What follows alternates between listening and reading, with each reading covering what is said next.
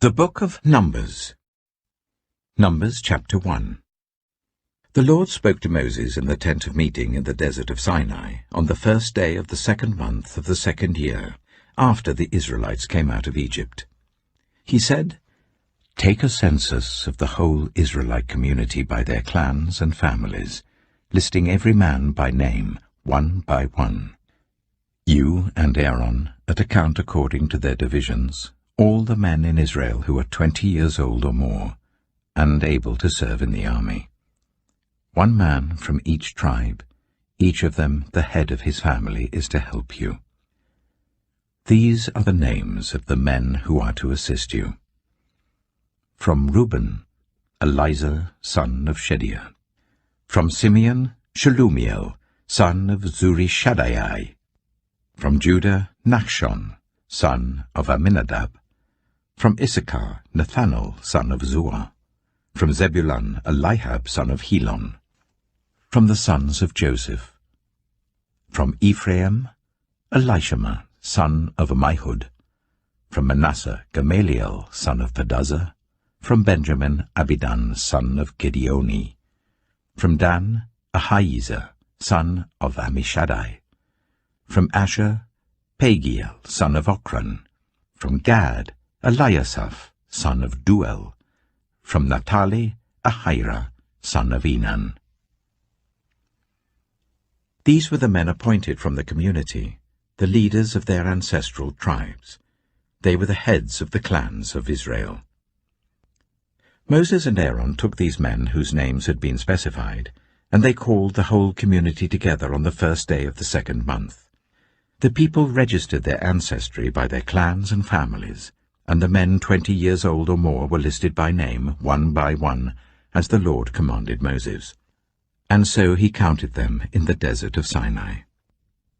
From the descendants of Reuben, the firstborn son of Israel, all the men 20 years old or more who were able to serve in the army were listed by name, one by one, according to the records of their clans and families.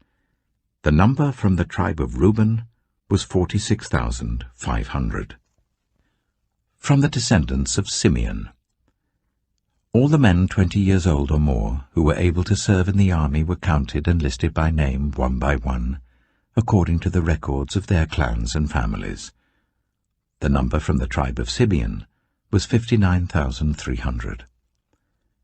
From the descendants of Gad, all the men 20 years old or more who were able to serve in the army were listed by name, according to the records of their clans and families. The number from the tribe of Gad was 45,650.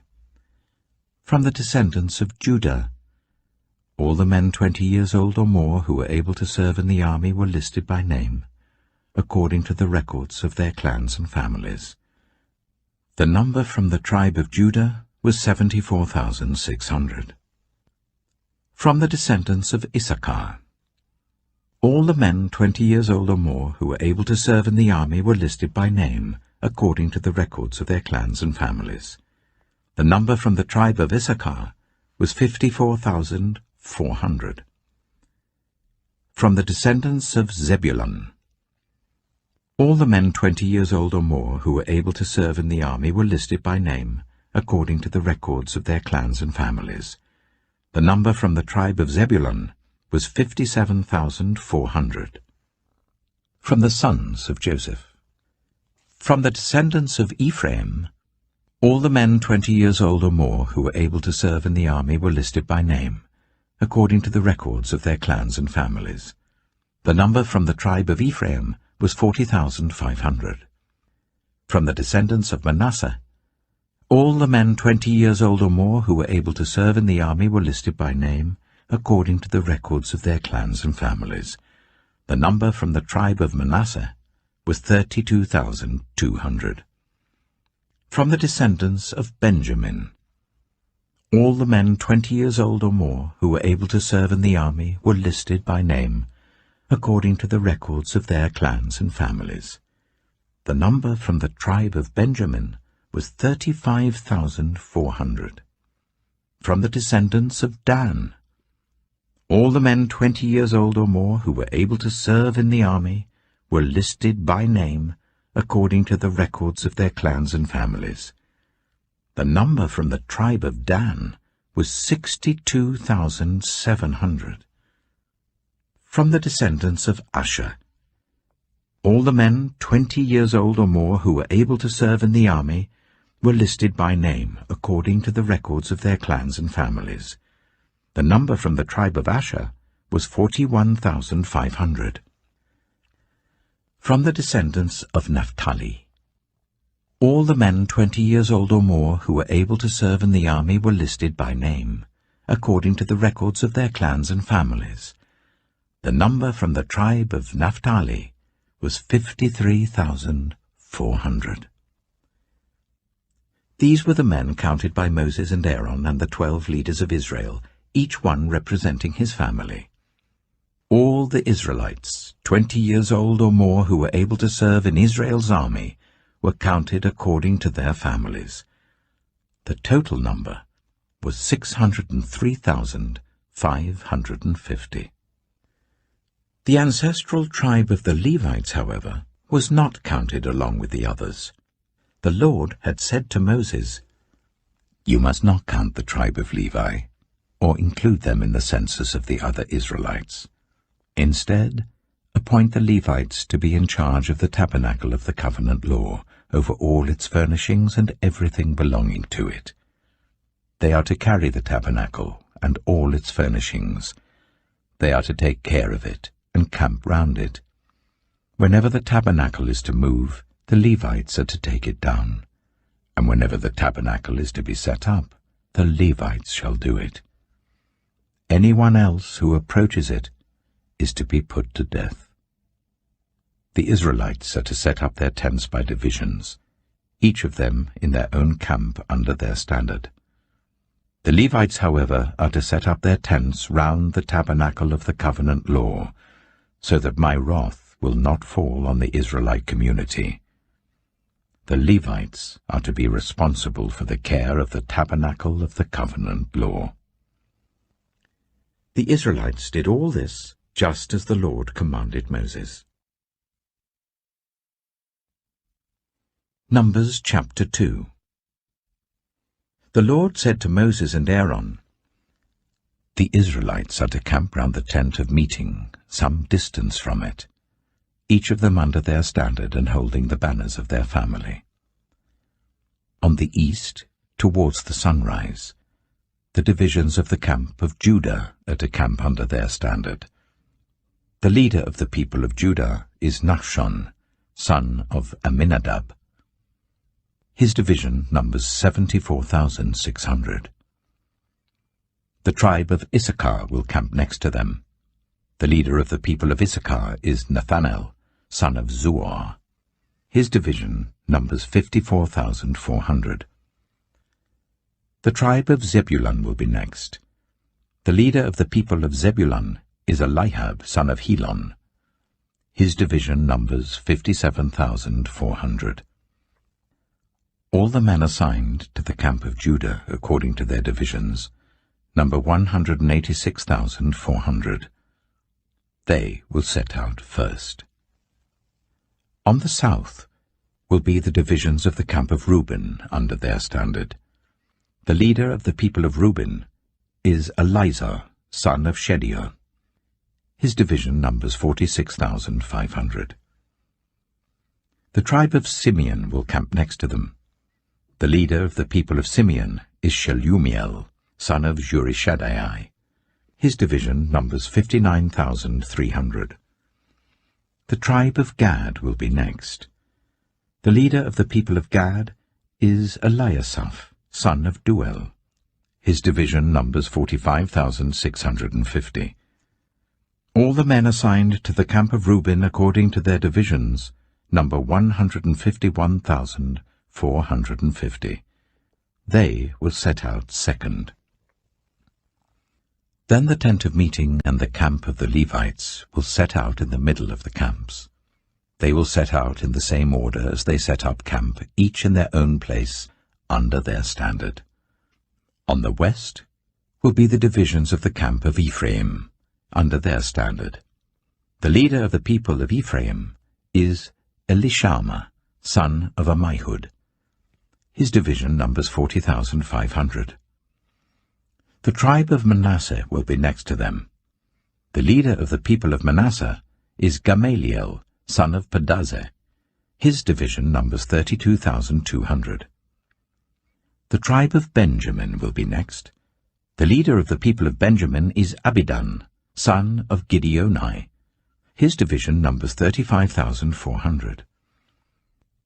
All the men assigned to the camp of Ephraim, according to their divisions, number 108,100. They will set out third. On the north will be the divisions of the camp of Dan under their standard. The leader of the people of Dan is Ahijah, son of Ammishaddai. His division numbers 62,700. The tribe of Asher will camp next to them. The leader of the people of Asher is Pagiel, son of Ochran. His division numbers 41,500. The tribe of Naphtali will be next. The leader of the people of Naphtali is Ahira, son of Enan. His division numbers 53,400. All the men assigned to the camp of Dan number 157,600. They will set out last under their standards. These are the Israelites, counted according to their families. All the men in the camps by their divisions number 603,550. The Levites, however, were not counted along with the other Israelites, as the Lord commanded Moses. So the Israelites did everything the Lord commanded Moses. That is the way they camped under their standards, and that is the way they set out, each of them with their clan and family. Numbers chapter 3. This is the account of the family of Aaron and Moses at the time the Lord spoke to Moses at Mount Sinai. The names of the sons of Aaron were Nadab the firstborn, and Abihu, Eleazar, and Ithamar. Those were the names of Aaron's sons, the anointed priests, who were ordained to serve as priests. Nadab and Abihu, however, died before the Lord when they made an offering with unauthorized fire before him in the desert of Sinai. They had no sons, so Eleazar and Ithamar served as priests during the lifetime of their father Aaron. The Lord said to Moses, "Bring the tribe of Levi and present them to Aaron the priest to assist him. They are to perform duties for him and for the whole community at the tent of meeting by doing the work of the tabernacle. They are to take care of all the furnishings of the tent of meeting, fulfilling the obligations of the Israelites by doing the work of the tabernacle. Give the Levites to Aaron and his sons. They are the Israelites who are to be given wholly to him. Appoint Aaron and his sons to serve as priests. Anyone else who approaches the sanctuary is to be put to death." The Lord also said to Moses, "I have taken the Levites from among the Israelites in place of the first male offspring of every Israelite woman. The Levites are mine, for all the firstborn are mine. When I struck down all the firstborn in Egypt, I set apart for myself every firstborn in Israel, whether human or animal. They are to be mine. I am the Lord." The Lord said to Moses in the desert of Sinai, "Count the Levites by their families and clans. Count every male a month old or more." So Moses counted them as he was commanded by the word of the Lord. These were the names of the sons of Levi: Gershon, Kohath, and Merari. These were the names of the Gershonite clans: Libni and Shimei. The Kohathite clans: Amram, Itzah, Hebron, and Uzziel. The Merarite clans: Malai and Mushai. These were the Levite clans according to their families. To Gershon belonged the clans of the Libnites and Shimeites. These were the Gershonite clans. The number of all the males a month old or more who were counted were 7,500. The Gershonite clans were to camp on the west behind the tabernacle. The leader of the families of the Gershonites was Eliasaph son of Lael. At the tent of meeting, the Gershonites were responsible for the care of the tabernacle and tent, its coverings, the curtain at the entrance to the tent of meeting, the curtains of the courtyard, the curtain at the entrance to the courtyard surrounding the tabernacle and altar, and the ropes, and everything related to their use. To Kohath belonged the clans of the Amramites, Izharites, Hebronites, and Uzzielites. These were the Kohathite clans. The number of all the males a month old or more was 8,600. The Kohathites were responsible for the care of the sanctuary. The Kohathite clans were to camp on the south side of the tabernacle. The leader of the families of the Kohathite clans was Eliaphan, son of Uzziel. They were responsible for the care of the ark, the table, the lampstand, the altars, the articles of the sanctuary used in ministering, the curtain, and everything related to their use. The chief leader of the Levites was Eleazar, son of Aaron the priest. He was appointed over those who were responsible for the care of the sanctuary. To Merari belonged the clans of the Mahlites and the Mushites. These were the Merarite clans. The number of all the males a month old or more who were counted was 6,200. The leader of the families of the Merarite clans was Zuriel, son of Abihail. They were to camp on the north side of the tabernacle. The Merarites were appointed to take care of the frames of the tabernacle, its crossbars, posts, bases, all its equipment, and everything related to their use, as well as the posts of the surrounding courtyard with their bases, tent pegs, and ropes. Moses and Aaron and his sons were to camp to the east of the tabernacle, towards the sunrise, in front of the tent of meeting. They were responsible for the care of the sanctuary on behalf of the Israelites. Anyone else who approached the sanctuary was to be put to death. The total number of Levites counted at the Lord's command by Moses and Aaron according to their clans, including every male a month old or more, was 22,000. The Lord said to Moses, "Count all the firstborn Israelite males who are a month old or more, and make a list of their names. Take the Levites for me in place of all the firstborn of the Israelites, and the livestock of the Levites in place of all the firstborn of the livestock of the Israelites. I am the Lord." So Moses counted all the firstborn of the Israelites as the Lord commanded him.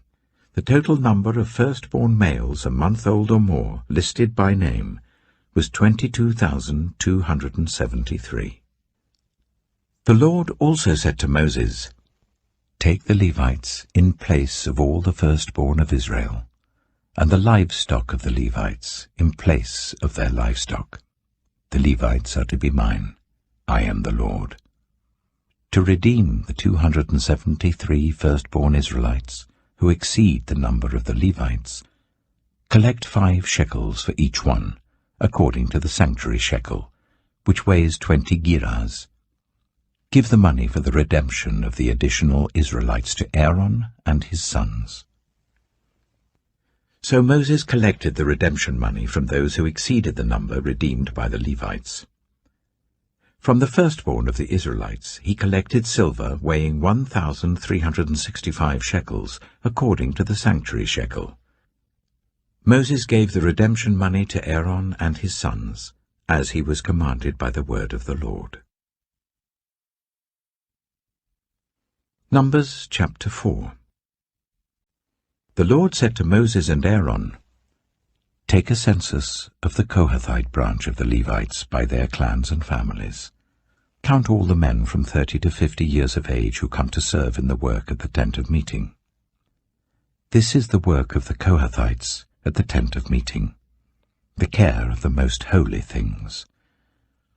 When the camp is to move, Aaron and his sons are to go in and take down the shielding curtain and put it over the ark of the covenant law. Then they are to cover the curtain with durable leather, spread a cloth of solid blue over that, and put the poles in place. Over the table of the presence they are to spread a blue cloth, and put on it the plates, dishes and bowls, and the jars for drink offerings. The bread that is continually there is to remain on it. They are to spread a scarlet cloth over them, cover that with durable leather, and put the poles in place. They are to take a blue cloth, and cover the lampstand that is for light, together with its lamps, its wick trimmers and trays, and all its jars for the oil used to supply it. Then they are to wrap it and all its accessories in a covering of durable leather, and put it on a carrying frame.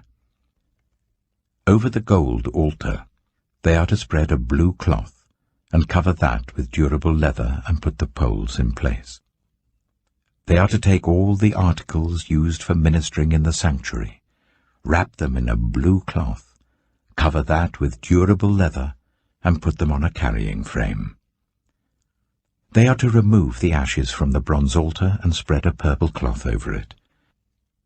Then they are to place on it all the utensils used for ministering at the altar, including the fire pans, meat forks, shovels, and sprinkling bowls. Over it they are to spread a covering of durable leather and put the poles in place. After Aaron and his sons have finished covering the holy furnishings and all the holy articles, and when the camp is ready to move, only then are the Kohathites to come and do the carrying. But they must not touch the holy things, or they will die. The Kohathites are to carry those things that are in the tent of meeting. Eleazar, son of Aaron the priest, is to have charge of the oil for the light, the fragrant incense, the regular grain offering, and the anointing oil. He is to be in charge of the entire tabernacle and everything in it, including its holy furnishings and articles. The Lord said to Moses and Aaron, "See that the Kohathite tribal clans are not destroyed from among the Levites, so that they may live and not die when they come near the most holy things. Do this for them. Aaron and his sons are to go into the sanctuary and assign to each man his work and what he is to carry.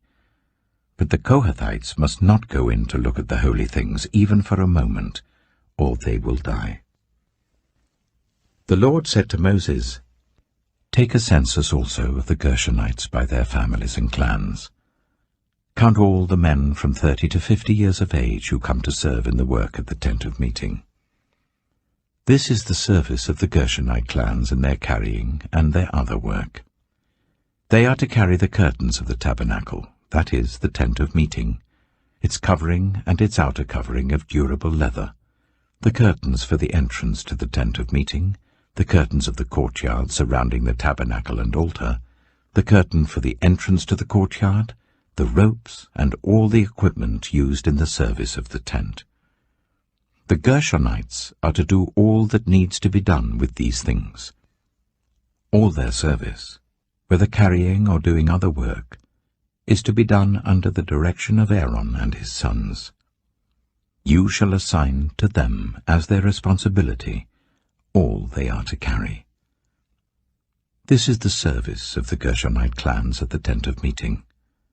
Their duties are to be under the direction of Ithamar, son of Aaron, the priest. Count the Merarites by their clans and families. Count all the men from 30 to 50 years of age who come to serve in the work at the tent of meeting. As part of all their service at the tent, they are to carry the frames of the tabernacle, its crossbars, posts, and bases, as well as the posts of the surrounding courtyard with their bases, tent pegs, ropes, all their equipment, and everything related to their use.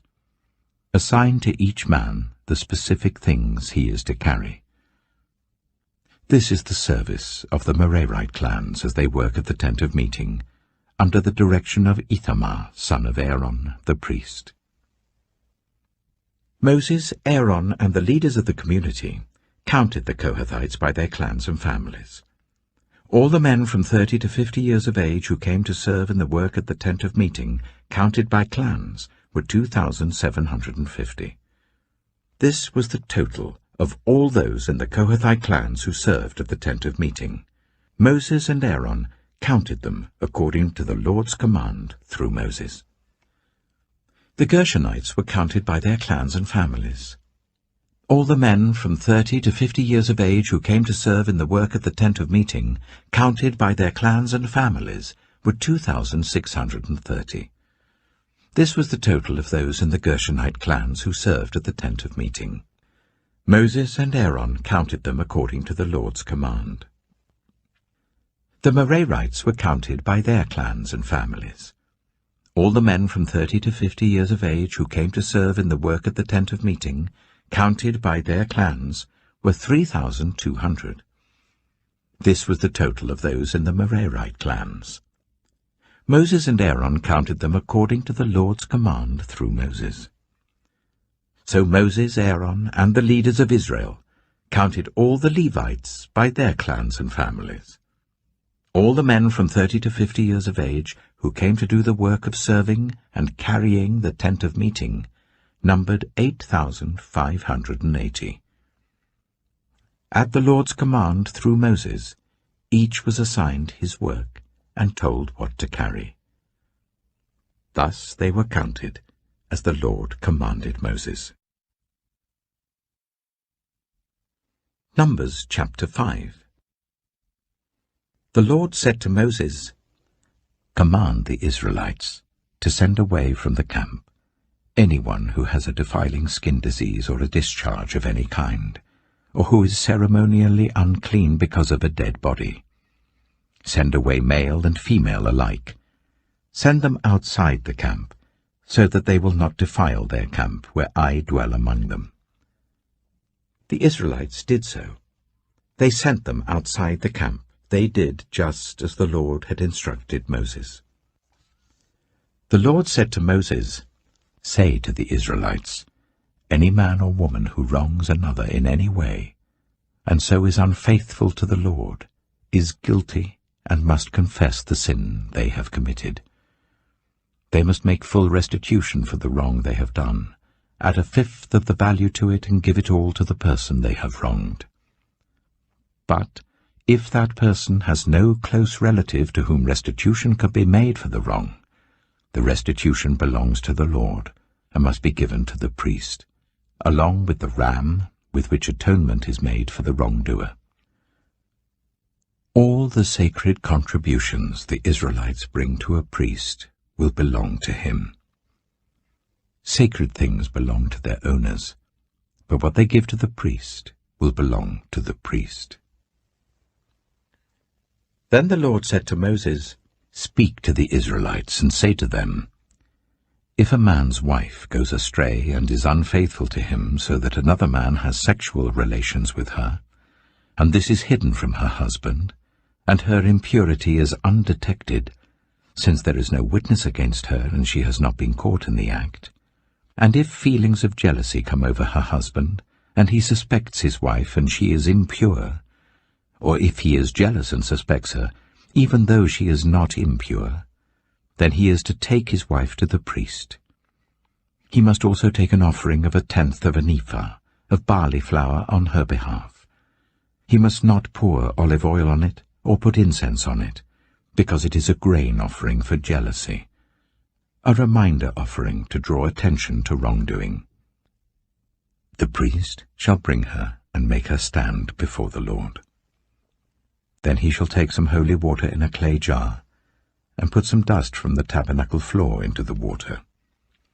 After the priest has made the woman stand before the Lord, he shall loosen her hair and place in her hands the reminder offering, the grain offering for jealousy, while he himself holds the bitter water that brings a curse. Then the priest shall put the woman under oath, and say to her, if no other man has had sexual relations with you, and you have not gone astray and become impure while married to your husband, may this bitter water that brings a curse not harm you. But if you have gone astray while married to your husband, and you have made yourself impure by having sexual relations with a man other than your husband, here the priest is to put the woman under this curse. May the Lord cause you to become a curse among your people, when he makes your womb miscarry and your abdomen swell. May this water that brings a curse enter your body, so that your abdomen swells or your womb miscarries. Then the woman is to say, Amen, so be it. The priest is to write these curses on a scroll, and then wash them off into the bitter water. He shall make the woman drink the bitter water that brings a curse, and this water that brings a curse and causes bitter suffering will enter her. The priest is to take from her hands the grain offering for jealousy, wave it before the Lord and bring it to the altar. The priest is then to take a handful of the grain offering as a memorial offering and burn it on the altar. After that, he is to make the woman drink the water. If she has made herself impure and been unfaithful to her husband, this will be the result. When she is made to drink the water that brings a curse and causes bitter suffering, it will enter her, her abdomen will swell, and her womb will miscarry, and she will become a curse. If, however, the woman has not made herself impure, but is clean, she will be cleared of guilt, and will be able to have children. This, then, is the law of jealousy, when a woman goes astray and makes herself impure while married to her husband, or when feelings of jealousy come over a man because he suspects his wife. The priest is to make her stand before the Lord, and is to apply this entire law to her. The husband will be innocent of any wrongdoing, but the woman will bear the consequences of her sin. Numbers chapter 6.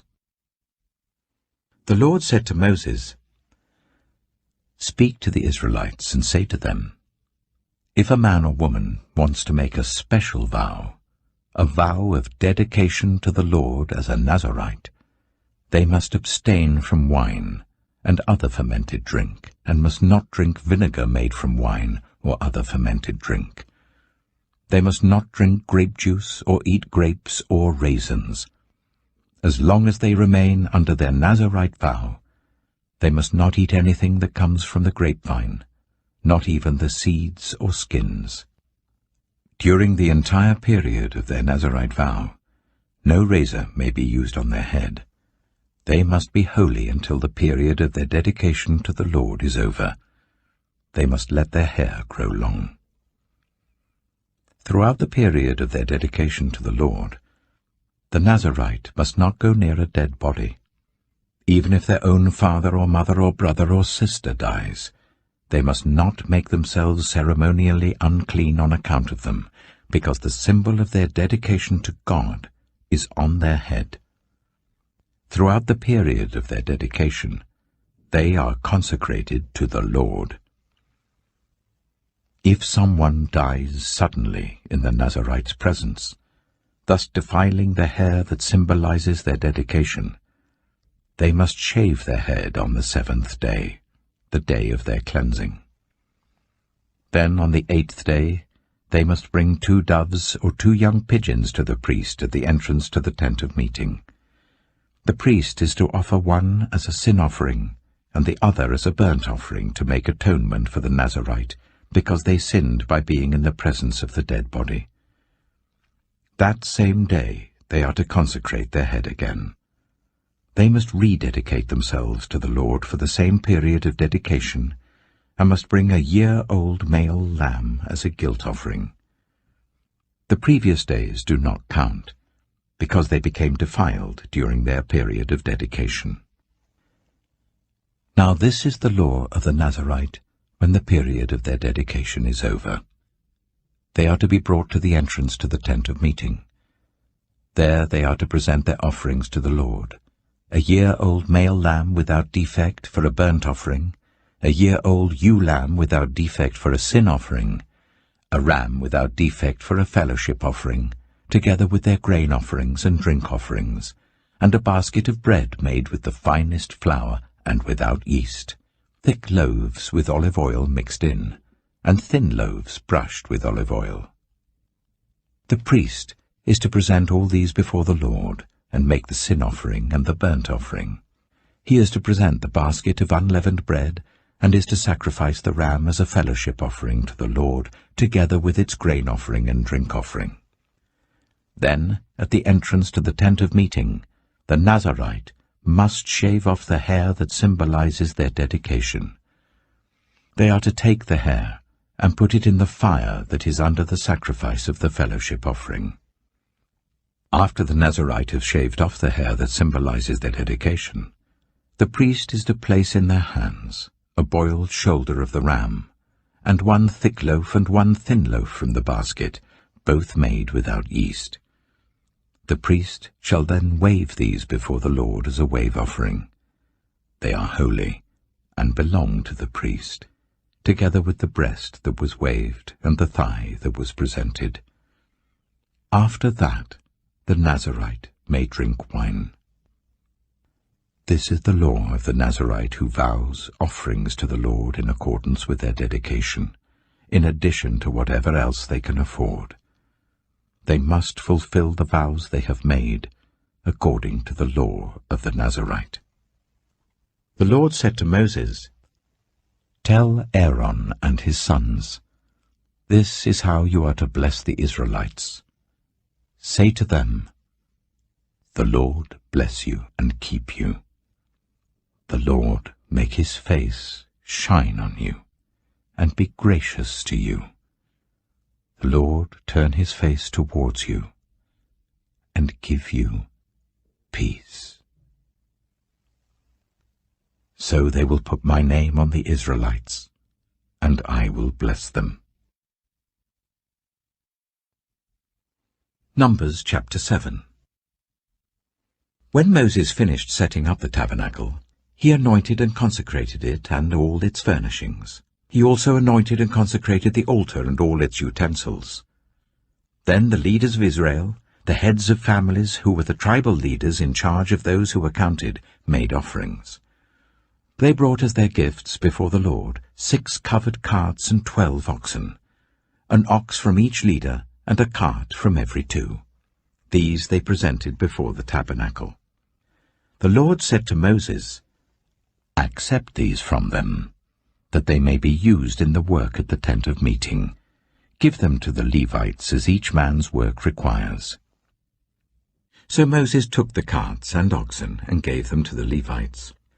He gave 2 carts and 4 oxen to the Gershonites as their work required, and he gave 4 carts and 8 oxen to the Merarites as their work required. They were all under the direction of Ithamar, son of Aaron, the priest. But Moses did not give any to the Kohathites, because they were to carry on their shoulders the holy things for which they were responsible. When the altar was anointed, the leaders brought their offerings for its dedication and presented them before the altar. For the Lord had said to Moses, "Each day 1 leader is to bring his offering for the dedication of the altar." The one who brought his offering on the first day was Nachshon, son of Amminadab, of the tribe of Judah. His offering was 1 silver plate weighing 130 shekels, and 1 silver sprinkling bowl weighing 70 shekels, both according to the sanctuary shekel, each filled with the finest flour mixed with olive oil as a grain offering. 1 gold dish weighing 10 shekels filled with incense, 1 young bull, 1 ram, and 1 male lamb a year old for a burnt offering, 1 male goat for a sin offering, and 2 oxen, 5 rams, 5 male goats, and 5 male lambs a year old, to be sacrificed as a fellowship offering. This was the offering of Nachshon, son of Amminadab. On the second day, Nathanael, son of Zuar, the leader of Issachar, brought his offering. The offering he brought was 1 silver plate weighing 130 shekels, and 1 silver sprinkling bowl weighing 70 shekels, both according to the sanctuary shekel, each filled with the finest flour mixed with olive oil as a grain offering. 1 gold dish weighing 10 shekels filled with incense, 1 young bull, 1 ram, and 1 male lamb a year old for a burnt offering, 1 male goat for a sin offering, and 2 oxen, 5 rams, 5 male goats, and 5 male lambs a year old, to be sacrificed as a fellowship offering. This was the offering of Nathanael, son of Zuar. On the 3rd day, Eliab, son of Helon, the leader of the people of Zebulun, brought his offering. His offering was 1 silver plate weighing 130 shekels, and 1 silver sprinkling bowl weighing 70 shekels, both according to the sanctuary shekel, each filled with the finest flour mixed with olive oil as a grain offering, 1 gold dish weighing 10 shekels, filled with incense, 1 young bull, 1 ram, and 1 male lamb a year old for a burnt offering, 1 male goat for a sin offering, and 2 oxen, 5 rams, 5 male goats, and 5 male lambs a year old, to be sacrificed as a fellowship offering. This was the offering of Eliab, son of Helon. On the 4th day, Elizur, son of Shedeiah, the leader of the people of Reuben, brought his offering. His offering was 1 silver plate weighing 130 shekels, and 1 silver sprinkling bowl weighing 70 shekels, both according to the sanctuary shekel, each filled with the finest flour mixed with olive oil as a grain offering, 1 gold dish weighing 10 shekels, filled with incense, 1 young bull, 1 ram, and 1 male lamb a year old for a burnt offering, 1 male goat for a sin offering, and 2 oxen, 5 rams, 5 male goats, and 5 male lambs a year old, to be sacrificed as a fellowship offering. This was the offering of Elizur, son of Shedeiah. On the 5th day, Shelumiel, son of Zurishaddai, the leader of the people of Simeon, brought his offering. His offering was 1 silver plate weighing 130 shekels, and 1 silver sprinkling bowl weighing 70 shekels, both according to the sanctuary shekel, each filled with the finest flour mixed with olive oil as a grain offering, 1 gold dish weighing 10 shekels, filled with incense, 1 young bull, 1 ram, and 1 male lamb a year old for a burnt offering, 1 male goat for a sin offering, and 2 oxen, 5 rams, 5 male goats, and 5 male lambs a year old, to be sacrificed as a fellowship offering. This was the offering of Shelumiel, son of Zurishaddai. On the 6th day, Eliasaph, son of Duel, the leader of the people of Gad, brought his offering.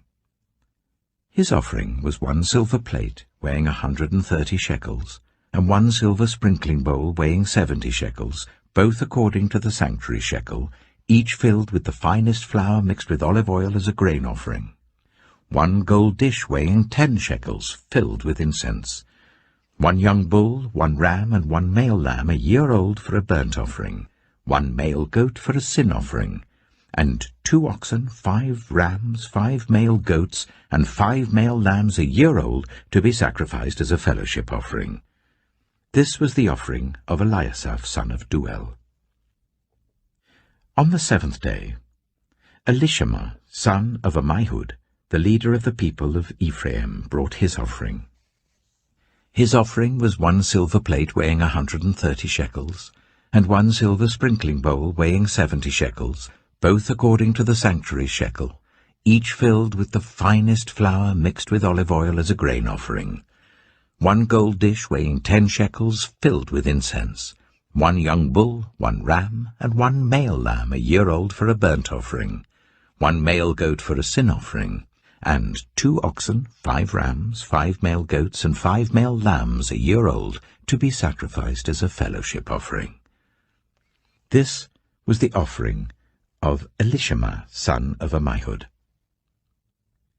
On the 8th day, Gamaliel, son of Pedazur, the leader of the people of Manasseh, brought his offering. His offering was 1 silver plate weighing 130 shekels, and 1 silver sprinkling bowl weighing 70 shekels, both according to the sanctuary shekel, each filled with the finest flour mixed with olive oil as a grain offering, 1 gold dish weighing 10 shekels, filled with incense, 1 young bull, 1 ram, and 1 male lamb a year old for a burnt offering, 1 male goat for a sin offering, and 2 oxen, 5 rams, 5 male goats and 5 male lambs a year old, to be sacrificed as a fellowship offering. This was the offering of Gamaliel son of Pedazur. On the 9th day, Abidan son of Gideoni, the leader of the people of Benjamin, brought his offering. His offering was 1 silver plate weighing 130 shekels, and 1 silver sprinkling bowl weighing 70 shekels, both according to the sanctuary shekel, each filled with the finest flour mixed with olive oil as a grain offering. 1 gold dish weighing 10 shekels, filled with incense, 1 young bull, 1 ram, and 1 male lamb a year old for a burnt offering, 1 male goat for a sin offering, and 2 oxen, 5 rams, 5 male goats, and 5 male lambs a year old, to be sacrificed as a fellowship offering. This was the offering of Abidan son of Gideoni. On the 10th day, Ahiezer son of Ammishaddai, the leader of the people of Dan, brought his offering. His offering was 1 silver plate weighing 130 shekels, and 1 silver sprinkling bowl weighing 70 shekels, both according to the sanctuary shekel, each filled with the finest flour mixed with olive oil as a grain offering. 1 gold dish weighing 10 shekels, filled with incense, 1 young bull, 1 ram, and 1 male lamb a year old for a burnt offering, 1 male goat for a sin offering, and 2 oxen, 5 rams, 5 male goats, and 5 male lambs a year old, to be sacrificed as a fellowship offering. This was the offering of Ahiezer son of Ammishaddai. On the 11th day, Pagiel son of Ochran, the leader of the people of Asher, brought his offering. His offering was 1 silver plate weighing 130 shekels, and 1 silver sprinkling bowl weighing 70 shekels, both according to the sanctuary shekel, each filled with the finest flour, mixed with olive oil as a grain offering, 1 gold dish weighing 10 shekels, filled with incense, 1 young bull, 1 ram, and 1 male lamb a year old for a burnt offering, 1 male goat for a sin offering, and 2 oxen, 5 rams, 5 male goats, and 5 male lambs a year old, to be sacrificed as a fellowship offering. This was the offering of Pagiel son of Ochran. On the 12th day, Ahira son of Enan, the leader of the people of Naphtali, brought his offering. His offering was 1 silver plate weighing 130 shekels, and 1 silver sprinkling bowl weighing 70 shekels, both according to the sanctuary shekel, each filled with the finest flour mixed with olive oil as a grain offering, 1 gold dish weighing 10 shekels, filled with incense, 1 young bull, 1 ram, and 1 male lamb a year old for a burnt offering, 1 male goat for a sin offering, and 2 oxen, 5 rams, 5 male goats, and 5 male lambs a year old, to be sacrificed as a fellowship offering. This was the offering of Ahira son of Enan. These were the offerings of the Israelite leaders for the dedication of the altar when it was anointed: 12 silver plates, 12 silver sprinkling bowls, and 12 gold dishes. Each silver plate weighed 130 shekels, and each sprinkling bowl 70 shekels. Altogether, the silver dishes weighed 2,400 shekels according to the sanctuary shekel. The 12 gold dishes, filled with incense, weighed 10 shekels each, according to the sanctuary shekel. Altogether, the gold dishes weighed 120 shekels. The total number of animals for the burnt offering came to 12 young bulls, 12 rams, and 12 male lambs a year old, together with their grain offering. 12 male goats were used for the sin offering. The total number of animals for the sacrifice of the fellowship offering came to 24 oxen, 60 rams, 60 male goats, and 60 male lambs a year old. These were the offerings for the dedication of the altar after it was anointed. When Moses entered the tent of meeting to speak with the Lord, he heard the voice speaking to him from between the 2 cherubim above the atonement cover on the ark of the covenant law. In this way the Lord spoke to him. Numbers chapter 8. The Lord said to Moses, "Speak to Aaron and say to him, when you set up the lamps, see that all 7 light up the area in front of the lampstand." Aaron did so. He set up the lamps so that they faced forwards on the lampstand, just as the Lord commanded Moses. This is how the lampstand was made. It was made of hammered gold, from its base to its blossoms. The lampstand was made exactly like the pattern the Lord had shown Moses. The Lord said to Moses, "Take the Levites from among all the Israelites and make them ceremonially clean. To purify them, do this. Sprinkle the water of cleansing on them, then make them shave their whole bodies and wash their clothes, and so they will purify themselves. Make them take a young bull with its grain offering of the finest flour mixed with olive oil. Then you are to take a second young bull for a sin offering. Bring the Levites to the front of the tent of meeting, and assemble the whole Israelite community. You are to bring the Levites before the Lord, and the Israelites are to lay their hands on them.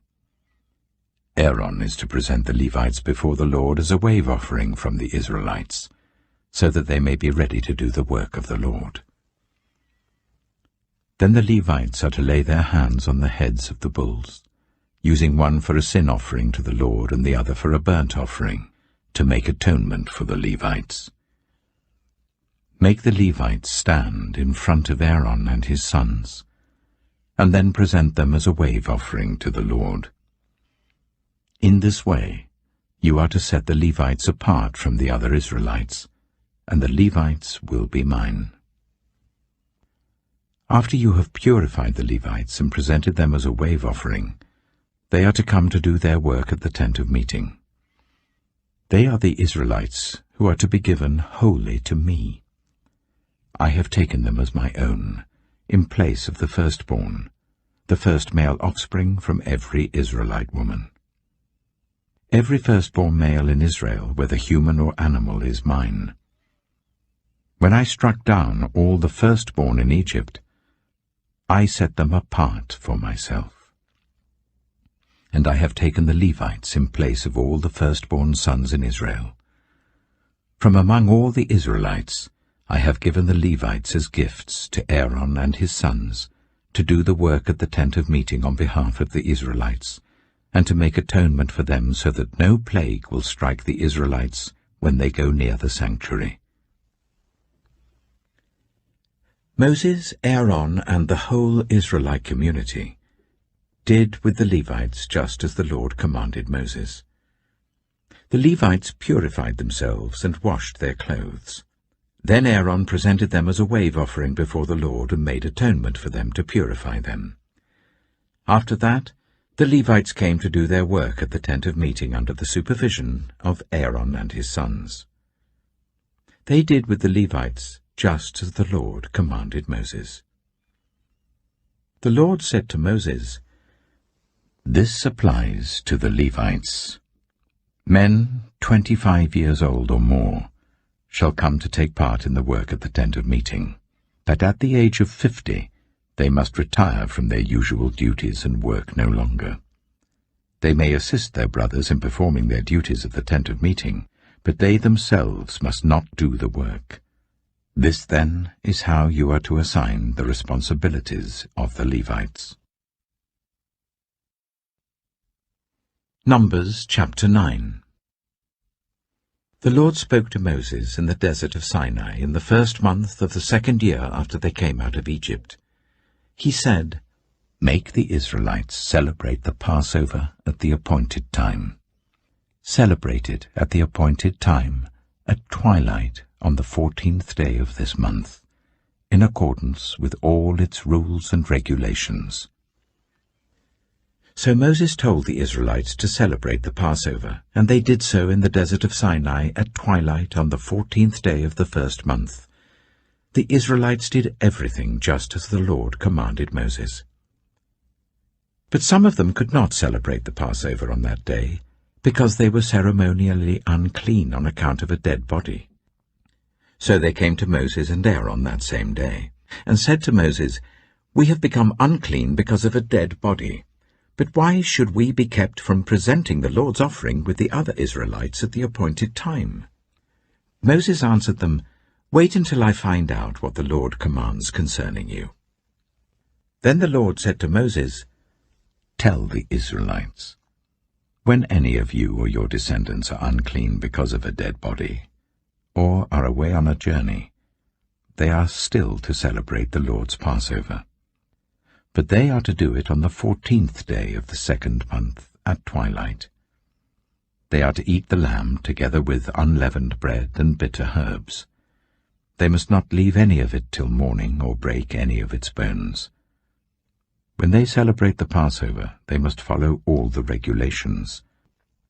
But if anyone who is ceremonially clean and not on a journey fails to celebrate the Passover, they must be cut off from their people for not presenting the Lord's offering at the appointed time. They will bear the consequences of their sin. A foreigner residing among you is also to celebrate the Lord's Passover in accordance with its rules and regulations. You must have the same regulations for both the foreigner and the native-born. On the day the tabernacle, the tent of the covenant law, was set up, the cloud covered it. From evening till morning the cloud above the tabernacle looked like fire. That is how it continued to be. The cloud covered it, and at night it looked like fire. Whenever the cloud lifted from above the tent, the Israelites set out. Wherever the cloud settled, the Israelites set up camp. At the Lord's command, the Israelites set out, and at his command, they set up camp. As long as the cloud stayed over the tabernacle, they remained in camp. When the cloud remained over the tabernacle a long time, the Israelites obeyed the Lord's order and did not set out. Sometimes the cloud was over the tabernacle for only a few days. At the Lord's command, they would set up camp, and then at his command, they would set out. Sometimes the cloud stayed only from evening till morning, and when it lifted in the morning, they set out. Whether by day or by night, whenever the cloud lifted, they set out. Whether the cloud stayed over the tabernacle for 2 days, or a month, or a year, the Israelites would remain in camp and not set out. But when it lifted, they would set out. At the Lord's command, they set up camp, and at the Lord's command, they set out. They obeyed the Lord's order in accordance with his command through Moses. Numbers chapter 10. The Lord said to Moses, "Make 2 trumpets of hammered silver, and use them for calling the community together and for the camps to set out. When both are sounded, the whole community is to assemble before you at the entrance to the tent of meeting. If only one is sounded, the leaders, the heads of the clans of Israel, are to assemble before you. When a trumpet blast is sounded, the tribes camping on the east are to set out. At the sounding of a second blast, the camps on the south are to set out. The blast will be the signal for setting out. To gather the assembly, blow the trumpets, but not with the signal for setting out. The sons of Aaron, the priests, are to blow the trumpets. This is to be a lasting ordinance for you and the generations to come. When you go into battle in your own land against an enemy who is oppressing you, sound a blast on the trumpets. Then you will be remembered by the Lord your God and rescued from your enemies. Also at your times of rejoicing, your appointed festivals and new moon feasts, you are to sound the trumpets over your burnt offerings and fellowship offerings, and they will be a memorial for you before your God. I am the Lord your God." On the 20th day of the 2nd month of the 2nd year, the cloud lifted from above the tabernacle of the covenant law. Then the Israelites set out from the desert of Sinai and travelled from place to place until the cloud came to rest in the desert of Paran. They set out this first time at the Lord's command through Moses. The divisions of the camp of Judah went first, under their standard. Nachshon, son of Amminadab, was in command. Nathanael, son of Zuar, was over the division of the tribe of Issachar, and Eliab, son of Helon, was over the division of the tribe of Zebulun. Then the tabernacle was taken down, and the Gershonites and Merarites who carried it set out. The divisions of the camp of Reuben went next under their standard. Elizur, son of Shedeur, was in command. Shelumiel, son of Zurishaddai, was over the division of the tribe of Simeon, and Eliasaph, son of Duel, was over the division of the tribe of Gad. Then the Kohathites set out, carrying the holy things. The tabernacle was to be set up before they arrived. The divisions of the camp of Ephraim went next under their standard. Elishama, son of Ammihud, was in command. Gamaliel, son of Pedazur, was over the division of the tribe of Manasseh, and Abidah, son of Gideoni, was over the division of the tribe of Benjamin. Finally, as the rear guard for all the units, the divisions of the camp of Dan set out under their standards. Ahiezer, son of Ammishaddai, was in command. Pagiel, son of Ochran, was over the division of the tribe of Asher, and Ahira, son of Enan, was over the division of the tribe of Naphtali.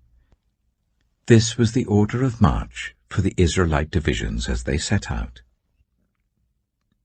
Now Moses said to Hobab, son of Ruel, the Midianite, Moses' father-in-law, "We're setting out for the place about which the Lord said, 'I will give it to you.' Come with us, and we will treat you well, for the Lord has promised good things to Israel." He answered, "No, I will not go. I am going back to my own land and my own people." But Moses said, "Please do not leave us. You know where we should camp in the wilderness, and you can be our eyes. If you come with us, we will share with you whatever good things the Lord gives us." So they set out from the mountain of the Lord and travelled for 3 days. The ark of the covenant of the Lord went before them during those 3 days to find them a place to rest. The cloud of the Lord was over them by day when they set out from the camp.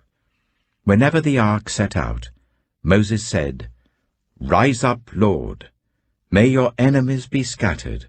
May your foes flee before you." Whenever it came to rest, he said, "Return, Lord, to the countless thousands of Israel." Numbers chapter 11.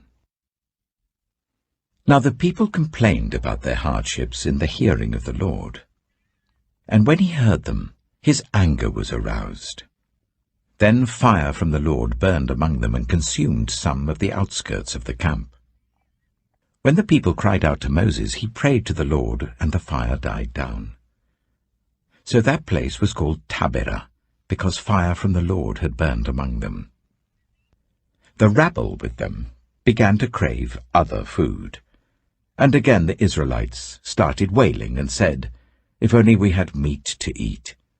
We remember the fish we ate in Egypt at no cost, also the cucumbers, melons, leeks, onions, and garlic. But now we have lost our appetite. We never see anything but this manna." The manna was like coriander seed and looked like resin. The people went around gathering it and then ground it in a hand mill or crushed it in a mortar. They cooked it in a pot or made it into loaves, and it tasted like something made with olive oil. When the dew settled on the camp at night, the manna also came down. Moses heard the people of every family wailing at the entrance to their tents. The Lord became exceedingly angry, and Moses was troubled. He asked the Lord, "Why have you brought this trouble on your servant? What have I done to displease you, that you put the burden of all these people on me? Did I conceive all these people? Did I give them birth? Why do you tell me to carry them in my arms as a nurse carries an infant to the land you promised on oath to their ancestors? Where can I get meat for all these people?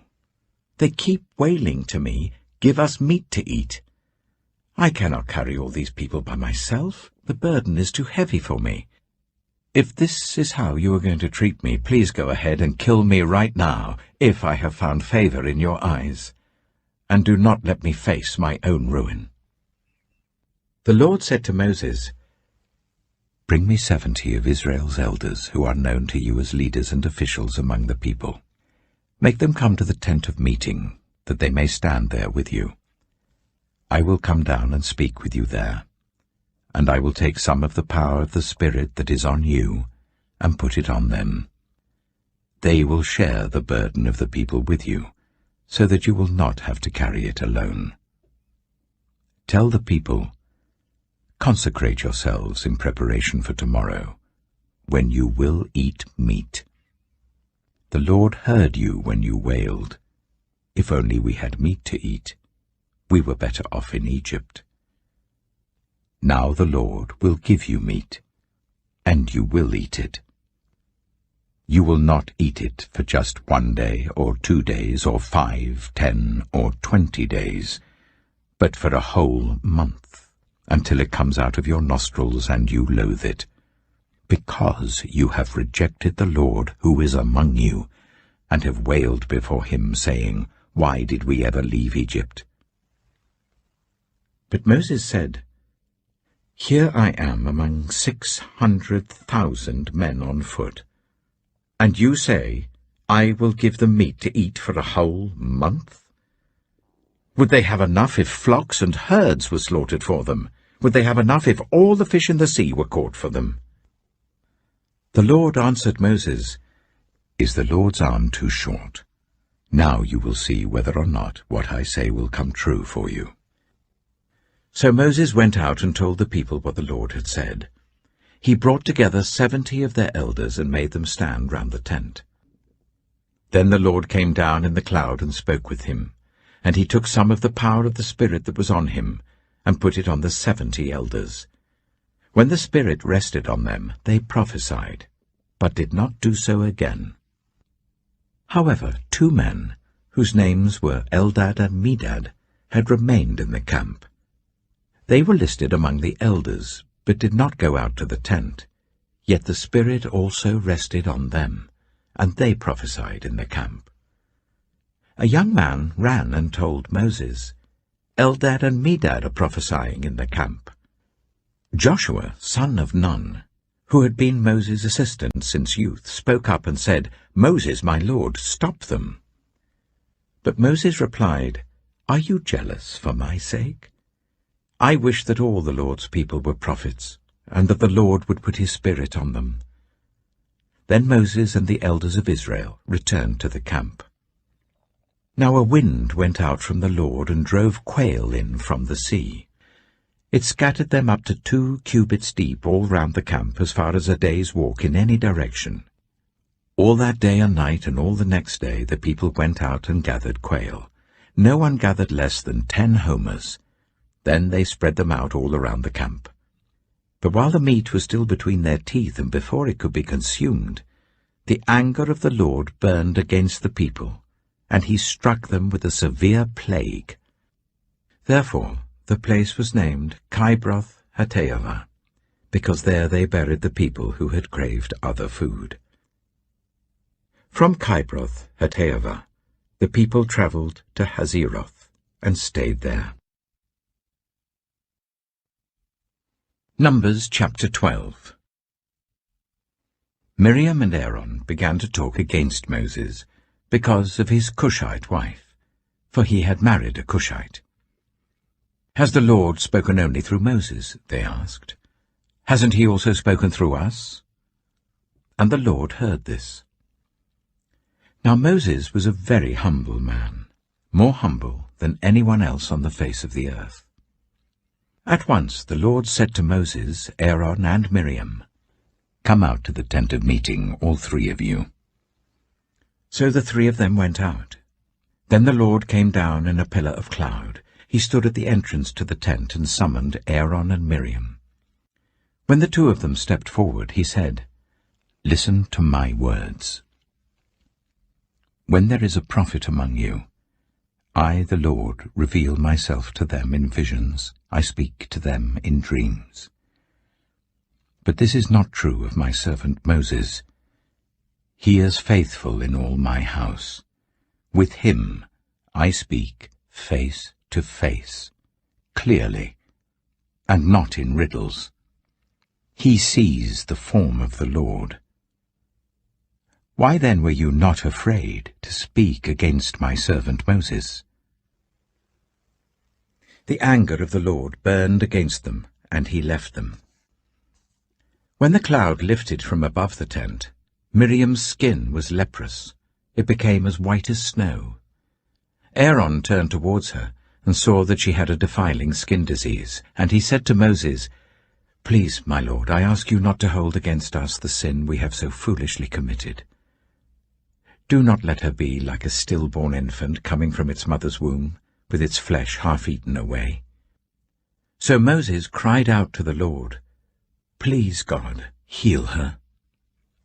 The Lord replied to Moses, "If her father had spat in her face, would she not have been in disgrace for 7 days? Confine her outside the camp for 7 days. After that she can be brought back." So Miriam was confined outside the camp for 7 days, and the people did not move on till she was brought back. After that the people left Hazeroth and camped in the desert of Paran. Numbers chapter 13. The Lord said to Moses, "Send some men to explore the land of Canaan, which I am giving to the Israelites. From each ancestral tribe send one of its leaders." So at the Lord's command Moses sent them out from the desert of Paran. All of them were leaders of the Israelites. These are their names. From the tribe of Reuben, Shammua, son of Zakkar. From the tribe of Simeon, Shaphat, son of Hori. From the tribe of Judah, Caleb, son of Jephunneh. From the tribe of Issachar, Igal, son of Joseph. From the tribe of Ephraim, Hoshea, son of Nun. From the tribe of Benjamin, Paltai, son of Raphu. From the tribe of Zebulun, Gadiel, son of Sodai. From the tribe of Manasseh, a tribe of Joseph, Gadai, son of Suzai.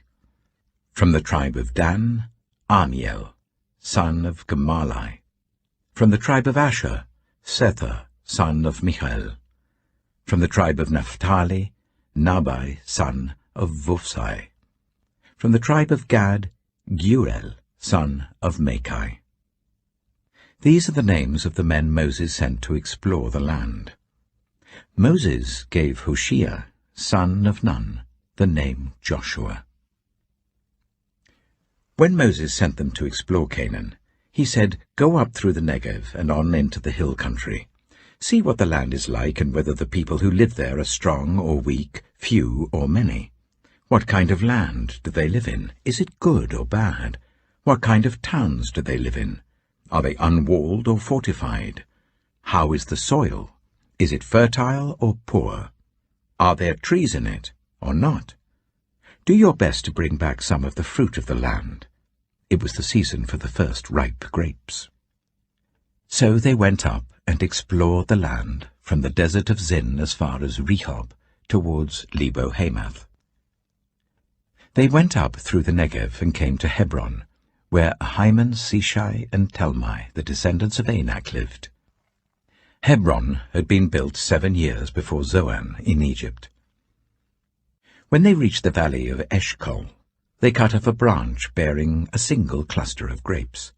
2 of them carried it on a pole between them, along with some pomegranates and figs. That place was called the Valley of Eshcol, because of the cluster of grapes the Israelites cut off there. At the end of 40 days they returned from exploring the land. They came back to Moses and Aaron and the whole Israelite community at Kadesh in the desert of Paran. There they reported to them and to the whole assembly and showed them the fruit of the land. They gave Moses this account: "We went into the land to which you sent us, and it does flow with milk and honey. Here is its fruit. But the people who live there are powerful, and the cities are fortified and very large.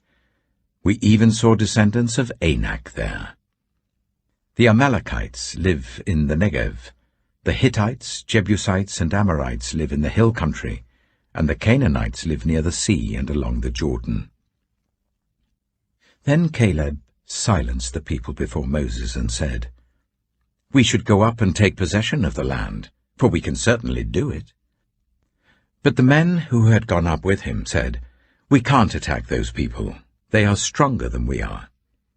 And they spread among the Israelites a bad report about the land they had explored. They said, "The land we explored devours those living in it. All the people we saw there are of great size. We saw the Nephilim there." The descendants of Anak come from the Nephilim. "We seemed like grasshoppers in our own eyes, and we looked the same to them." Numbers chapter 14. That night all the members of the community raised their voices and wept aloud. All the Israelites grumbled against Moses and Aaron, and the whole assembly said to them, "If only we had died in Egypt or in this wilderness. Why is the Lord bringing us to this land only to let us fall by the sword? Our wives and children would be taken as plunder. Wouldn't it be better for us to go back to Egypt?" And they said to each other, "We should choose a leader and go back to Egypt." Then Moses and Aaron fell face down in front of the whole Israelite assembly gathered there. Joshua, son of Nun, and Caleb, son of Jephunneh, who were among those who had explored the land, tore their clothes, and said to the entire Israelite assembly, "The land we passed through and explored is exceedingly good.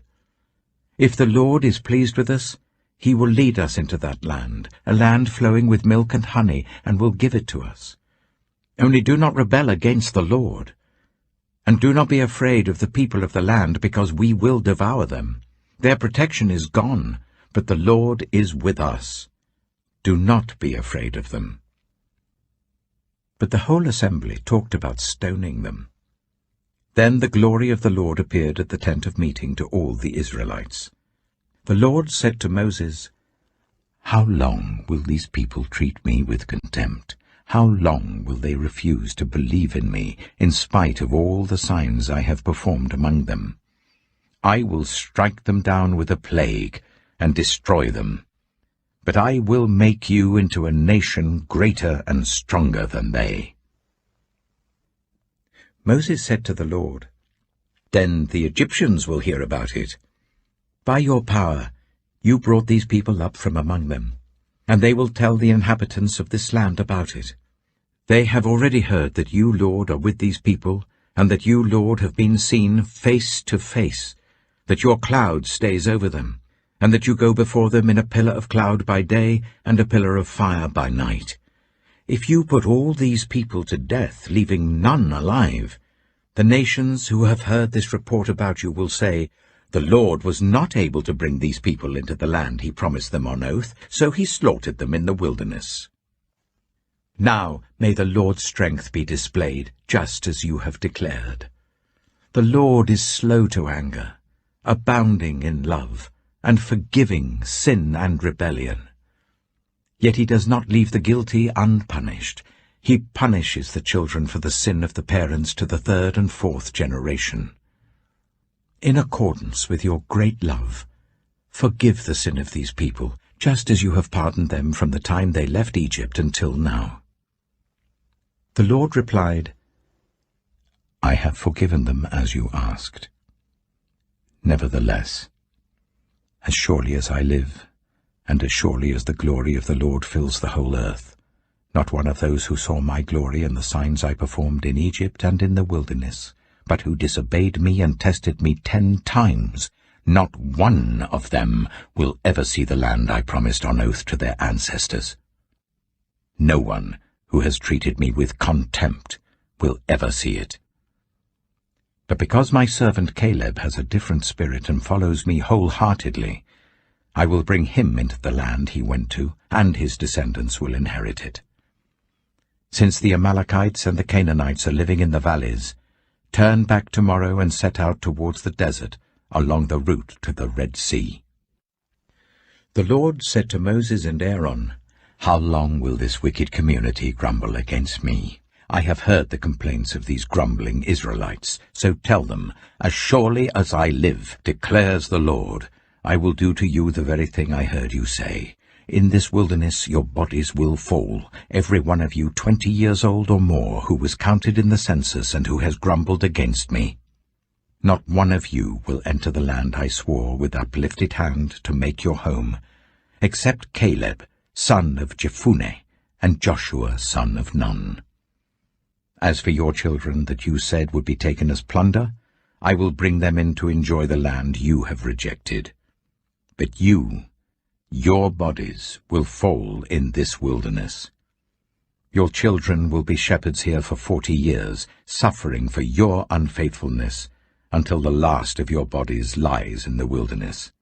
For 40 years, 1 year for each of the 40 days you explore the land, you will suffer for your sins and know what it is like to have me against you.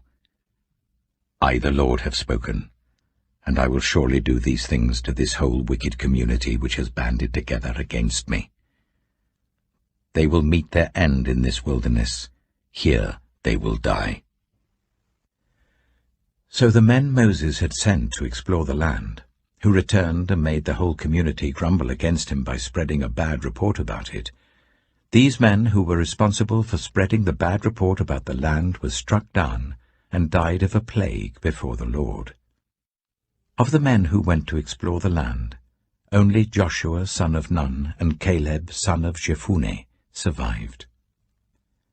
When Moses reported this to all the Israelites, they mourned bitterly. Early the next morning they set out for the highest point in the hill country, saying, "Now we are ready to go up to the land the Lord promised. Surely we have sinned." But Moses said, "Why are you disobeying the Lord's command? This will not succeed. Do not go up, because the Lord is not with you. You will be defeated by your enemies. For the Amalekites and the Canaanites will face you there. Because you have turned away from the Lord, He will not be with you, and you will fall by the sword."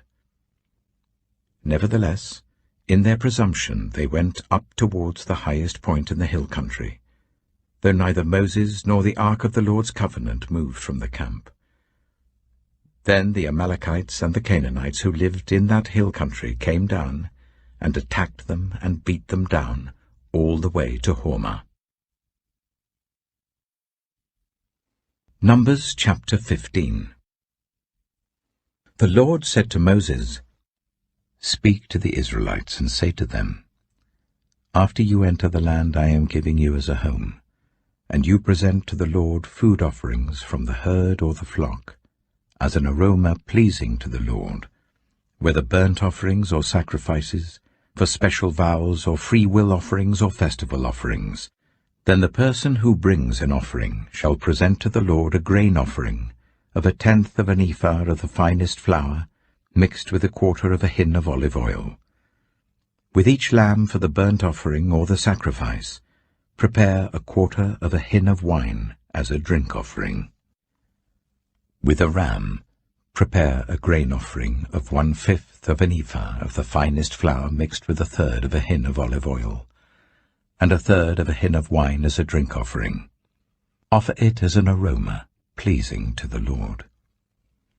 When you prepare a young bull as a burnt offering or sacrifice, for a special vow or a fellowship offering to the Lord, bring with the bull a grain offering of 3/10 of an ephah of the finest flour, mixed with 1/2 a hin of olive oil, and also bring 1/2 a hin of wine as a drink offering.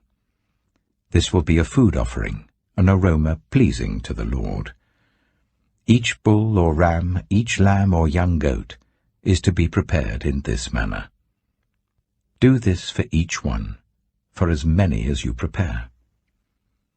Everyone who is native-born must do these things in this way when they present a food offering as an aroma pleasing to the Lord. For generations to come, whenever a foreigner or anyone else living among you presents a food offering as an aroma pleasing to the Lord, they must do exactly as you do. The community is to have the same rules for you and for the foreigner residing among you. This is a lasting ordinance for the generations to come. You and the foreigner shall be the same before the Lord. The same laws and regulations will apply both to you and to the foreigner residing among you. The Lord said to Moses, "Speak to the Israelites and say to them, when you enter the land to which I am taking you, and you eat the food of the land, present a portion as an offering to the Lord. Present a loaf from the first of your ground meal, and present it as an offering from the threshing floor. Throughout the generations to come, you are to give this offering to the Lord from the first of your ground meal. Now, if you as a community unintentionally fail to keep any of these commands the Lord gave Moses, any of the Lord's commands to you through him, from the day the Lord gave them and continuing through the generations to come, and if this is done unintentionally without the community being aware of it, then the whole community is to offer a young bull for a burnt offering as an aroma pleasing to the Lord, along with its prescribed grain offering and drink offering, and a male goat for a sin offering. The priest is to make atonement for the whole Israelite community, and they will be forgiven, for it was not intentional, and they have presented to the Lord for their wrong a food offering and a sin offering. The whole Israelite community and the foreigners residing among them will be forgiven, because all the people were involved in the unintentional wrong. But if just one person sins unintentionally, that person must bring a year-old female goat for a sin offering. The priest is to make atonement before the Lord for the one who erred by sinning unintentionally, and when atonement has been made, that person will be forgiven. One and the same law applies to everyone who sins unintentionally, whether a native-born Israelite or a foreigner residing among you. But anyone who sins defiantly, whether native-born or foreigner, utters blasphemy against the Lord and must be cut off from the people of Israel. Because they have despised the Lord's word and broken his commands, they must surely be cut off. Their guilt remains on them." While the Israelites were in the wilderness, a man was found gathering wood on the Sabbath day. Those who found him gathering wood brought him to Moses and Aaron and the whole assembly, and they kept him in custody because it was not clear what should be done to him. Then the Lord said to Moses, "The man must die. The whole assembly must stone him outside the camp." So the assembly took him outside the camp and stoned him to death, as the Lord commanded Moses. The Lord said to Moses, "Speak to the Israelites and say to them, throughout the generations to come, you are to make tassels on the corners of your garments, with a blue cord on each tassel. You will have these tassels to look at, and so you will remember all the commands of the Lord, that you may obey them and not prostitute yourselves by chasing after the lusts of your own hearts and eyes. Then you will remember to obey all my commands, and will be consecrated to your God. I am the Lord your God, who brought you out of Egypt to be your God. I am the Lord your God." Numbers chapter 16. Korah, son of Esau, the son of Kohath, the son of Levi, and certain Reubenites, Dathan and Abiram, sons of Eliab, and On, son of Peleth, became insolent and rose up against Moses. With them were 250 Israelite men, well-known community leaders, who had been appointed members of the council. They came as a group to oppose Moses and Aaron, and said to them, "You have gone too far. The whole community is holy, every one of them, and the Lord is with them.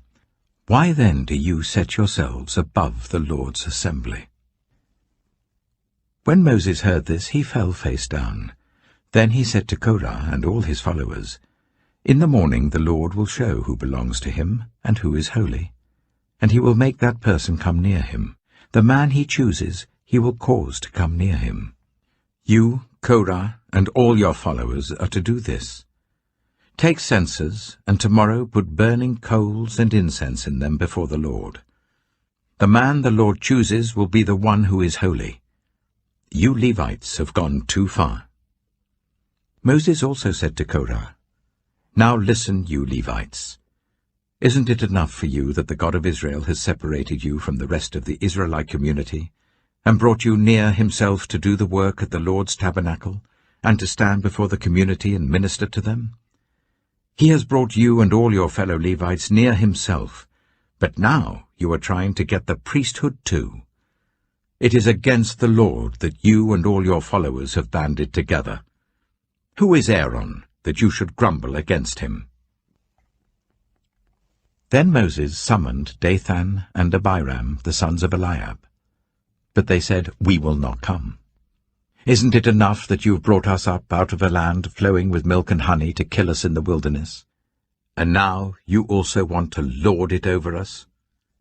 Moreover, you haven't brought us into a land flowing with milk and honey, or given us an inheritance of fields and vineyards.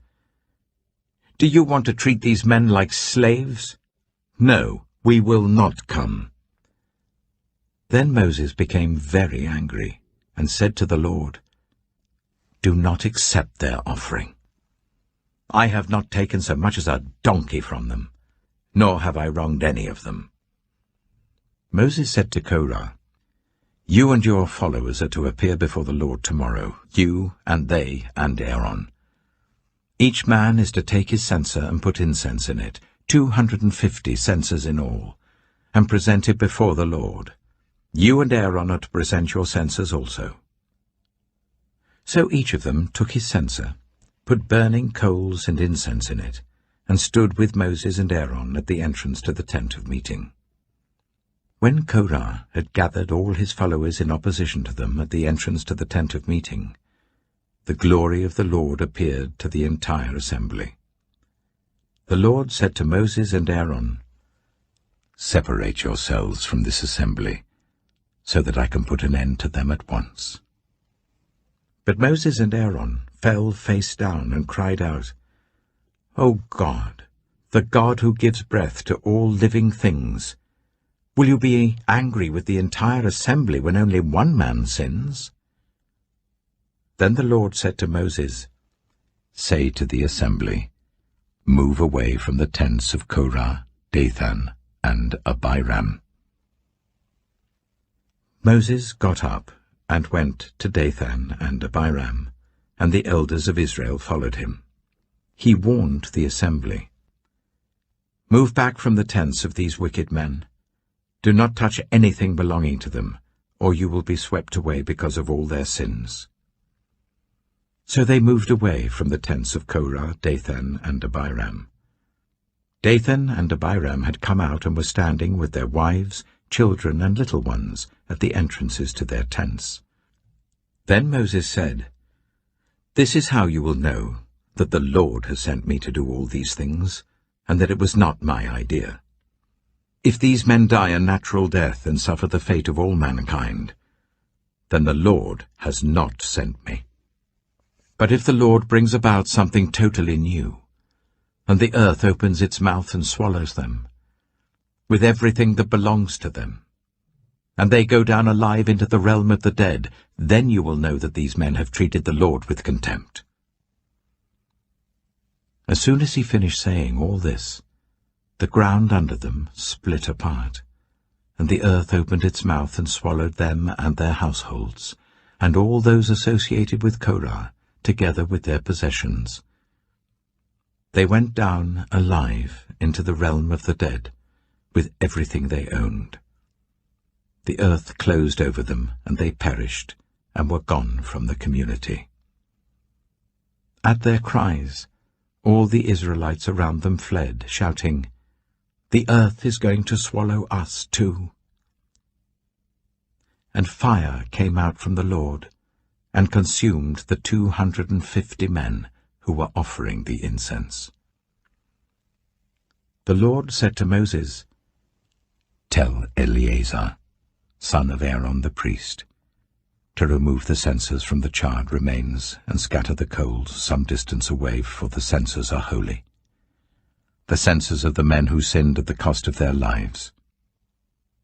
Hammer the censers into sheets to overlay the altar, for they were presented before the Lord and have become holy. Let them be a sign to the Israelites." So Eleazar the priest collected the bronze censers brought by those who had been burned to death, and he had them hammered out to overlay the altar, as the Lord directed him through Moses. This was to remind the Israelites that no one except a descendant of Aaron should come to burn incense before the Lord, or he would become like Korah and his followers. The next day, the whole Israelite community grumbled against Moses and Aaron. "You have killed the Lord's people," they said. But when the assembly gathered in opposition to Moses and Aaron and turned towards the tent of meeting, suddenly the cloud covered it, and the glory of the Lord appeared. Then Moses and Aaron went to the front of the tent of meeting, and the Lord said to Moses, "Get away from this assembly, so that I can put an end to them at once." And they fell face down. Then Moses said to Aaron, "Take your censer and put incense in it, along with burning coals from the altar, and hurry to the assembly to make atonement for them. Wrath has come out from the Lord, the plague has started." So Aaron did as Moses said and ran into the midst of the assembly. The plague had already started among the people, but Aaron offered the incense and made atonement for them. He stood between the living and the dead, and the plague stopped. But 14,700 people died from the plague, in addition to those who had died because of Korah. Then Aaron returned to Moses at the entrance to the tent of meeting, for the plague had stopped. Numbers chapter 17. The Lord said to Moses, "Speak to the Israelites, and get 12 staffs from them, one from the leader of each of their ancestral tribes. Write the name of each man on his staff. On the staff of Levi, write Aaron's name, for there must be one staff for the head of each ancestral tribe. Place them in the tent of meeting in front of the ark of the covenant law, where I meet with you. The staff belonging to the man I choose will sprout, and I will rid myself of this constant grumbling against you by the Israelites." So Moses spoke to the Israelites, and their leaders gave him 12 staffs, one for the leader of each of their ancestral tribes, and Aaron's staff was among them. Moses placed the staffs before the Lord in the tent of the covenant law.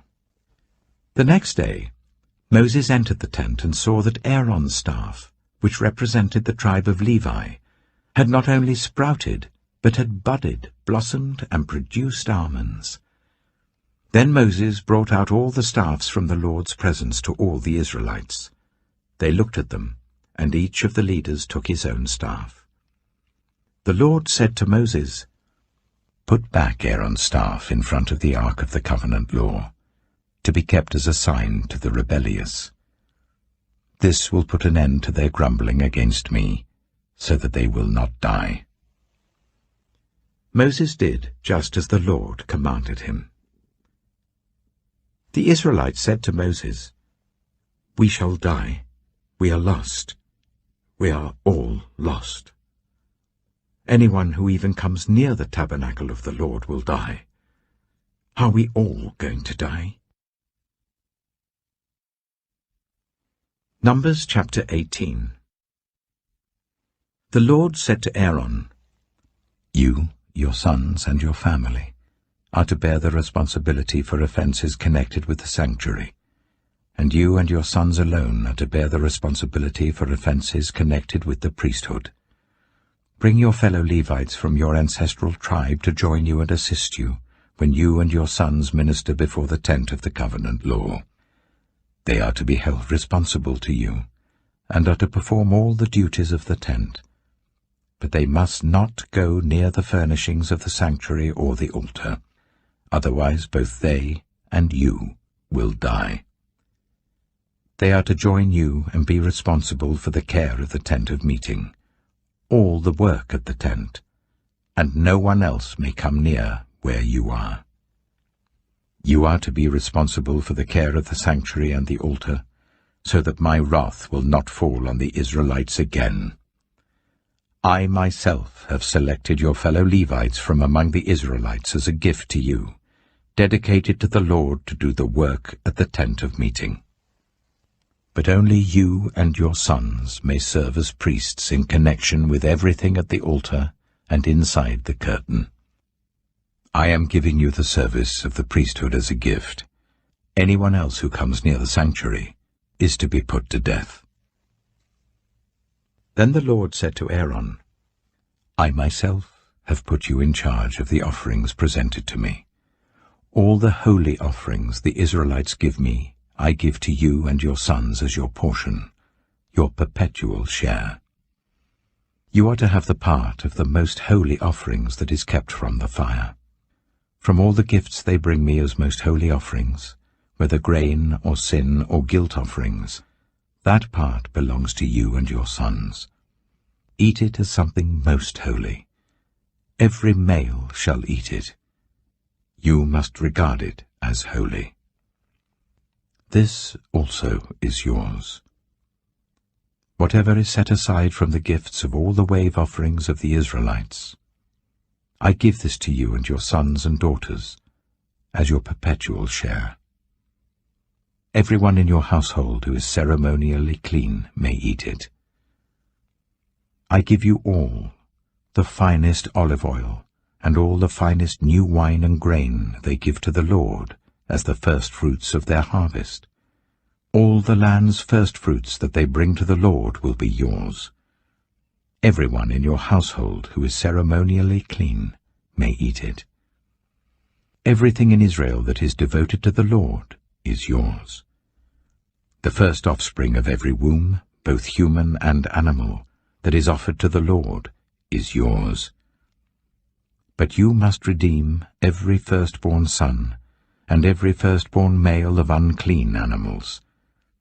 When they are a month old, you must redeem them at the redemption price set at 5 shekels of silver, according to the sanctuary shekel, which weighs 20 gerahs. But you must not redeem the firstborn of an ox, a sheep, or a goat. They are holy. Splash their blood against the altar, and burn their fat as a food offering, an aroma pleasing to the Lord. Their meat is to be yours, just as the breast of the wave offering and the right thigh are yours. Whatever is set aside from the holy offerings the Israelites present to the Lord, I give to you and your sons and daughters as your perpetual share. It is an everlasting covenant of salt before the Lord, for both you and your offspring." The Lord said to Aaron, "You will have no inheritance in their land, nor will you have any share among them. I am your share and your inheritance among the Israelites. I give to the Levites all the tithes in Israel as their inheritance in return for the work they do while serving at the tent of meeting. From now on, the Israelites must not go near the tent of meeting, or they will bear the consequences of their sin and will die. It is the Levites who are to do the work at the tent of meeting and bear the responsibility for any offenses they commit against it. This is a lasting ordinance for the generations to come. They will receive no inheritance among the Israelites. Instead, I give to the Levites as their inheritance the tithes that the Israelites present as an offering to the Lord. That is why I said concerning them, they will have no inheritance among the Israelites." The Lord said to Moses, "Speak to the Levites and say to them, when you receive from the Israelites the tithe I give you as your inheritance, you must present 1/10 of that tithe as the Lord's offering. Your offering will be reckoned to you as grain from the threshing floor, or juice from the winepress.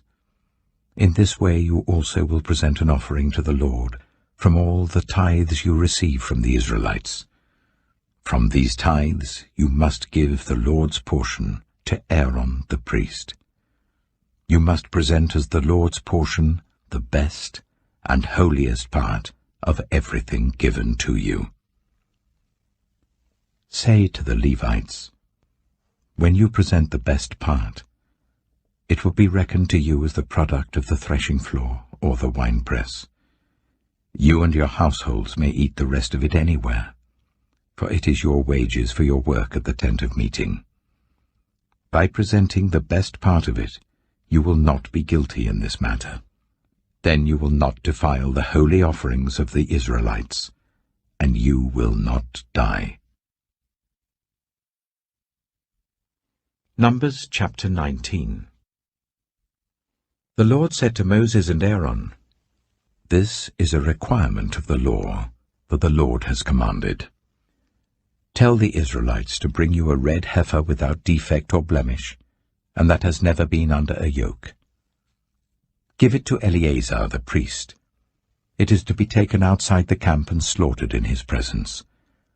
Then Eleazar the priest is to take some of its blood on his finger and sprinkle it 7 times towards the front of the tent of meeting.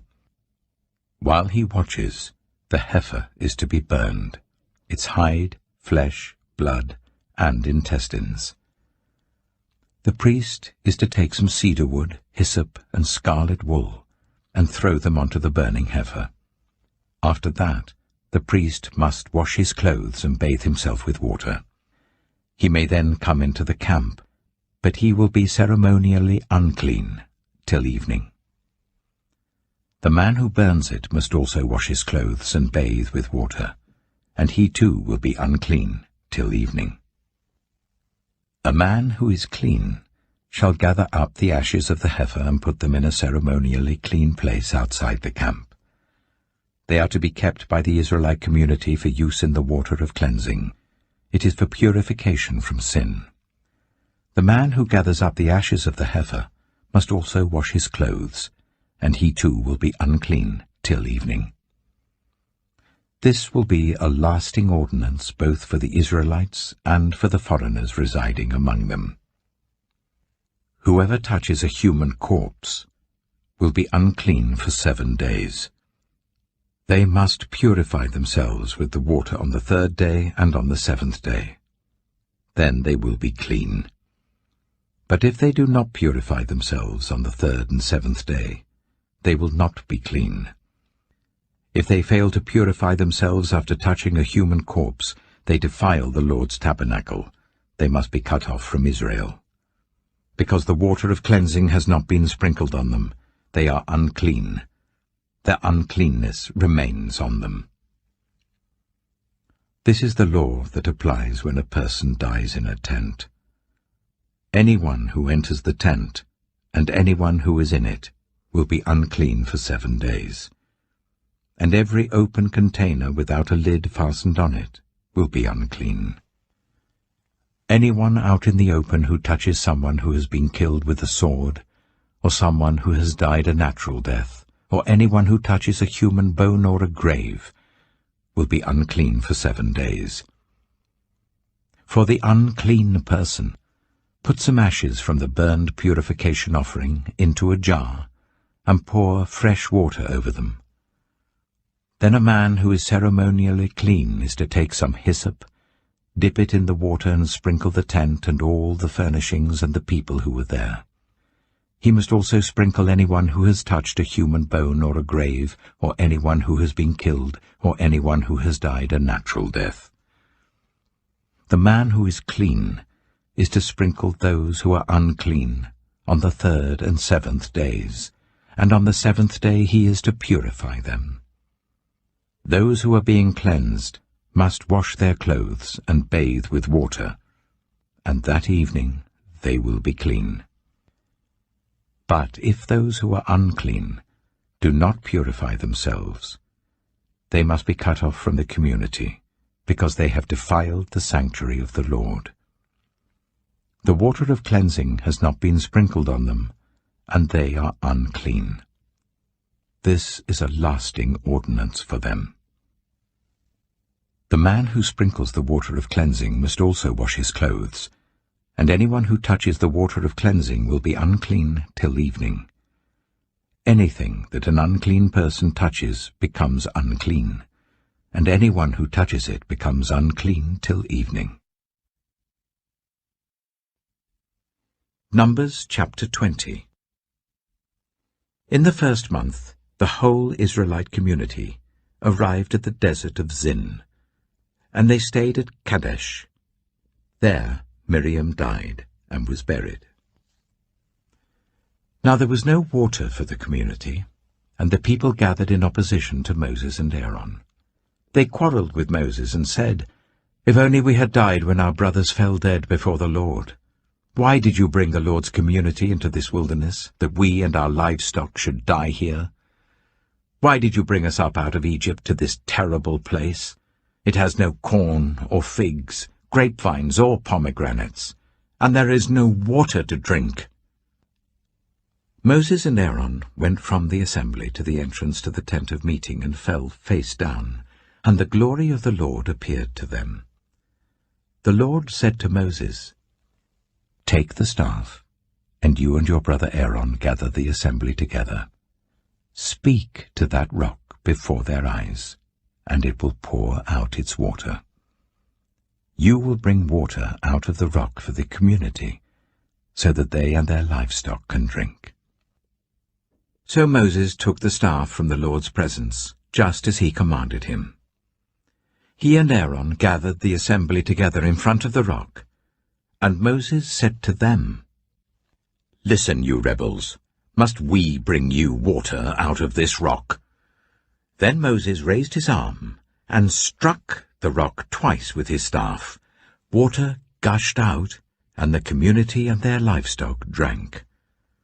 But the Lord said to Moses and Aaron, "Because you did not trust in me enough to honor me as holy in the sight of the Israelites, you will not bring this community into the land I give them." These were the waters of Meribah, where the Israelites quarreled with the Lord, and where he was proved holy among them. Moses sent messengers from Kadesh to the king of Edom, saying, "This is what your brother Israel says. You know about all the hardships that have come on us. Our ancestors went down into Egypt, and we lived there many years. The Egyptians ill-treated us and our ancestors, but when we cried out to the Lord, he heard our cry, and sent an angel and brought us out of Egypt. Now we are here at Kadesh, a town on the edge of your territory. Please let us pass through your country. We will not go through any field or vineyard or drink water from any well. We will travel along the king's highway and not turn to the right or to the left until we have passed through your territory." But Edom answered, "You may not pass through here. If you try, we will march out and attack you with the sword." The Israelites replied, "We will go along the main road, and if we or our livestock drink any of your water, we will pay for it. We only want to pass through on foot, nothing else." Again they answered, "You may not pass through." Then Edom came out against them with a large and powerful army. Since Edom refused to let them go through their territory, Israel turned away from them. The whole Israelite community set out from Kadesh and came to Mount Hor. At Mount Hor, near the border of Edom, the Lord said to Moses and Aaron, "Aaron will be gathered to his people. He will not enter the land I give the Israelites, because both of you rebelled against my command at the waters of Meribah. Call Aaron and his son Eleazar, and take them up Mount Hor. Remove Aaron's garments, and put them on his son Eleazar, for Aaron will be gathered to his people. He will die there." Moses did as the Lord commanded. They went up Mount Hor in the sight of the whole community. Moses removed Aaron's garments and put them on his son Eleazar, and Aaron died there on top of the mountain. Then Moses and Eleazar came down from the mountain, and when the whole community learned that Aaron had died, all the Israelites mourned for him 30 days. Numbers chapter 21. When the Canaanite king of Arad, who lived in the Negev, heard that Israel was coming along the road to Altharim, he attacked the Israelites and captured some of them. Then Israel made this vow to the Lord: "If you will deliver these people into our hands, we will totally destroy their cities." The Lord listened to Israel's plea and gave the Canaanites over to them. They completely destroyed them and their towns, so the place was named Hormah. They travelled from Mount Hor along the route to the Red Sea to go round Edom. But the people grew impatient on the way. They spoke against God and against Moses and said, "Why have you brought us up out of Egypt to die in the wilderness? There is no bread, there is no water, and we detest this miserable food." Then the Lord sent venomous snakes among them. They bit the people, and many Israelites died. The people came to Moses and said, "We sinned when we spoke against the Lord and against you. Pray that the Lord will take the snakes away from us." So Moses prayed for the people. The Lord said to Moses, "Make a snake and put it up on a pole. Anyone who is bitten can look at it and live." So Moses made a bronze snake and put it up on a pole. Then, when anyone was bitten by a snake and looked at the bronze snake, they lived. The Israelites moved on and camped at Oboth. Then they set out from Oboth and camped in Abarim, in the wilderness that faces Moab towards the sunrise. From there they moved on and camped in the Zered valley. They set out from there and camped alongside the Arnon, which is in the wilderness extending into Amorite territory. The Arnon is the border of Moab, between Moab and the Amorites. That is why the book of the wars of the Lord says, "Zahab in Zuphah and the ravines, the Arnon and the slopes of the ravines that lead to the settlement of Ar, and lie along the border of Moab." From there they continued on to Beer, the well where the Lord said to Moses, "Gather the people together, and I will give them water." Then Israel sang this song: "Spring up, O well, sing about it, about the well that the princes dug, that the nobles of the people sank, the nobles with scepters and staffs." Then they went from the wilderness to Mattanah, from Mattanah to Nahaliel, from Nahaliel to Bamoth, and from Bamoth to the valley in Moab, where the top of Pisgah overlooks the wasteland. Israel sent messengers to say to Sihon, king of the Amorites, "Let us pass through your country. We will not turn aside into any field or vineyard or drink water from any well. We will travel along the king's highway until we have passed through your territory." But Sihon would not let Israel pass through his territory. He mustered his entire army and marched out into the wilderness against Israel. When he reached Jahaz, he fought with Israel. Israel, however, put him to the sword and took over his land from the Arnon to the Jabbok, but only as far as the Ammonites, because their border was fortified. Israel captured all the cities of the Amorites and occupied them, including Heshbon and all its surrounding settlements.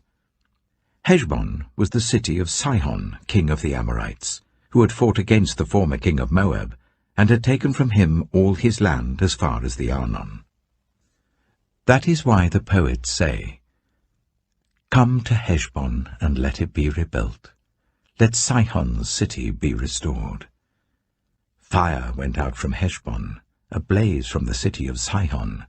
It consumed Ar of Moab, the citizens of Arnon's heights. Woe to you, Moab! You are destroyed, people of Chemosh. He has given up his sons as fugitives and his daughters as captives to Sihon, king of the Amorites. But we have overthrown them. Heshbon's dominion has been destroyed all the way to Dibon, and we have demolished them as far as Nophah, which extends to Medeba.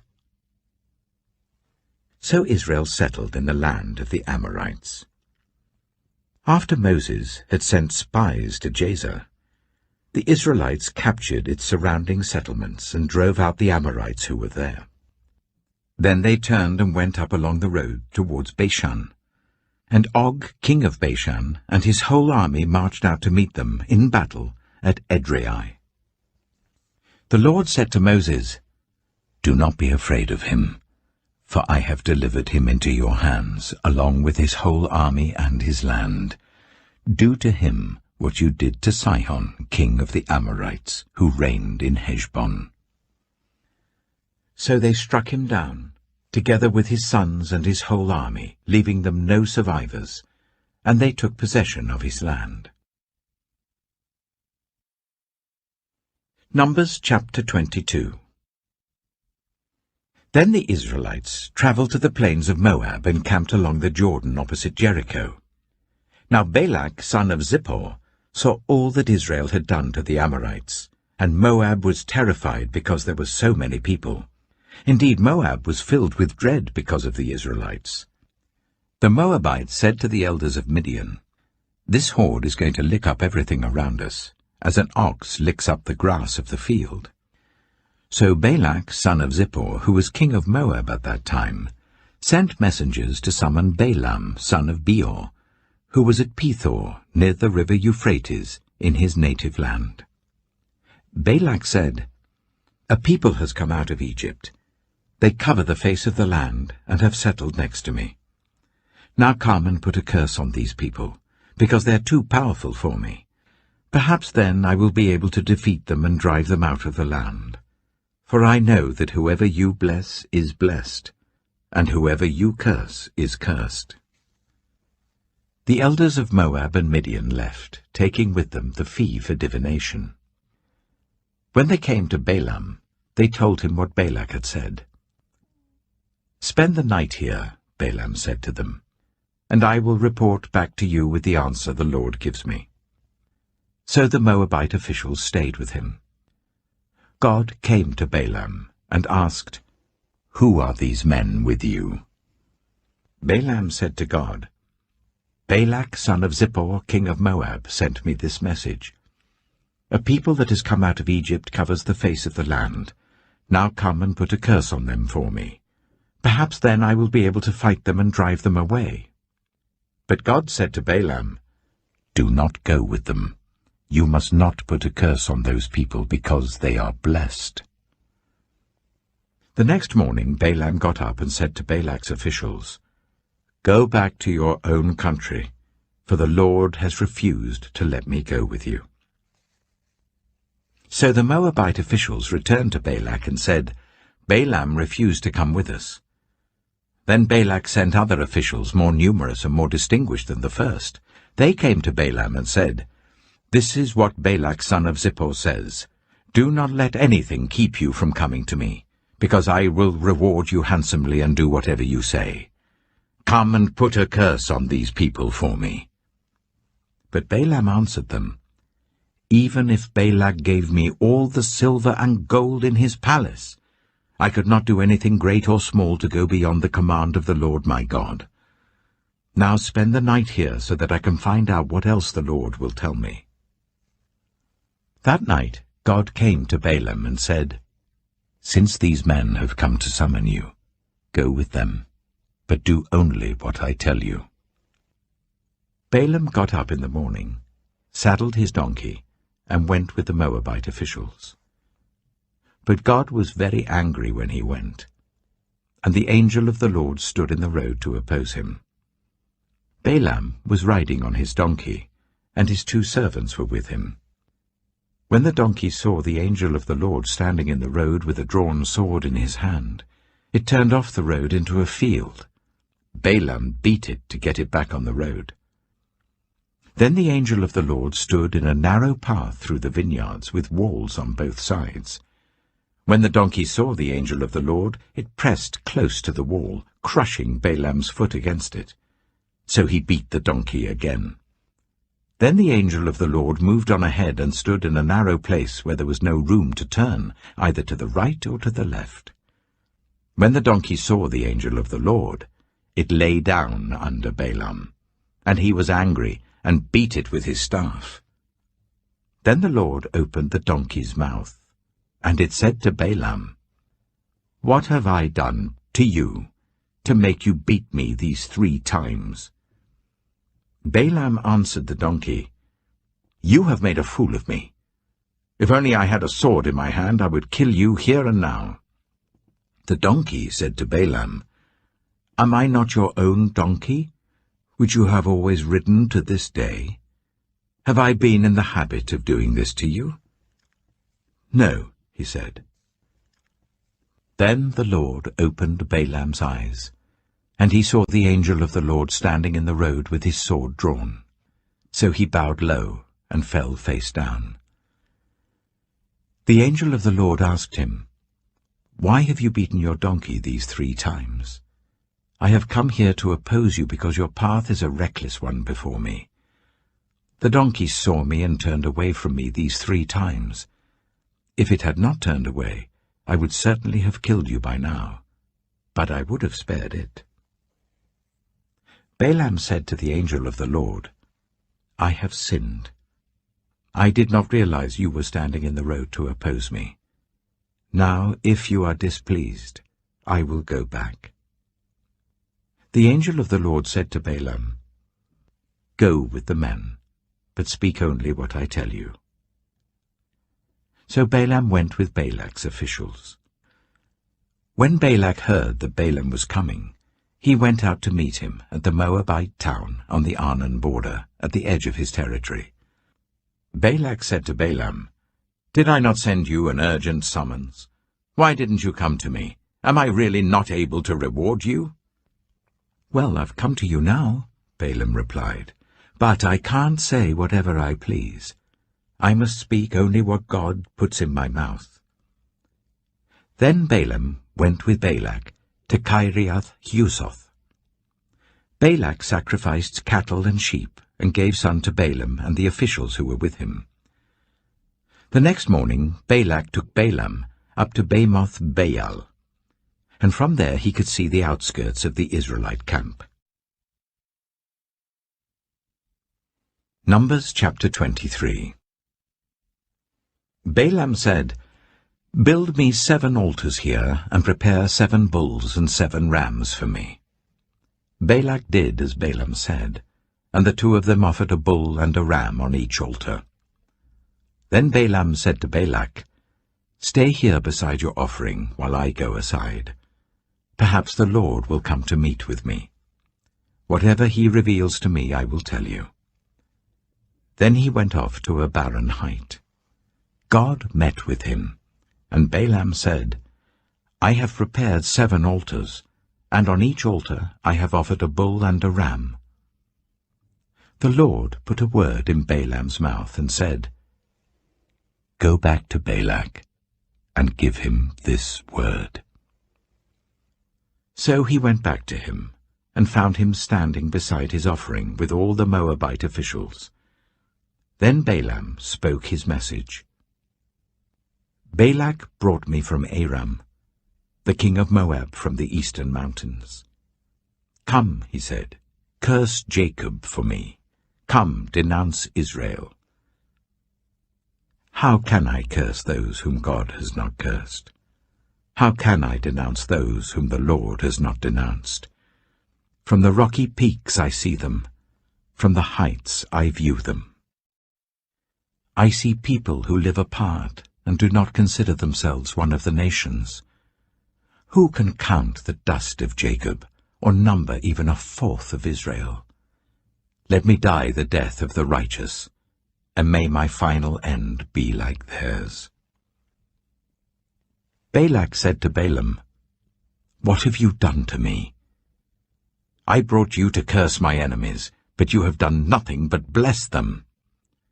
He answered, "Must I not speak what the Lord puts in my mouth?" Then Balak said to him, "Come with me to another place where you can see them. You will not see them all, but only the outskirts of their camp, and from there curse them for me." So he took him to the field of Zophim on the top of Pisgah, and there he built 7 altars and offered a bull and a ram on each altar.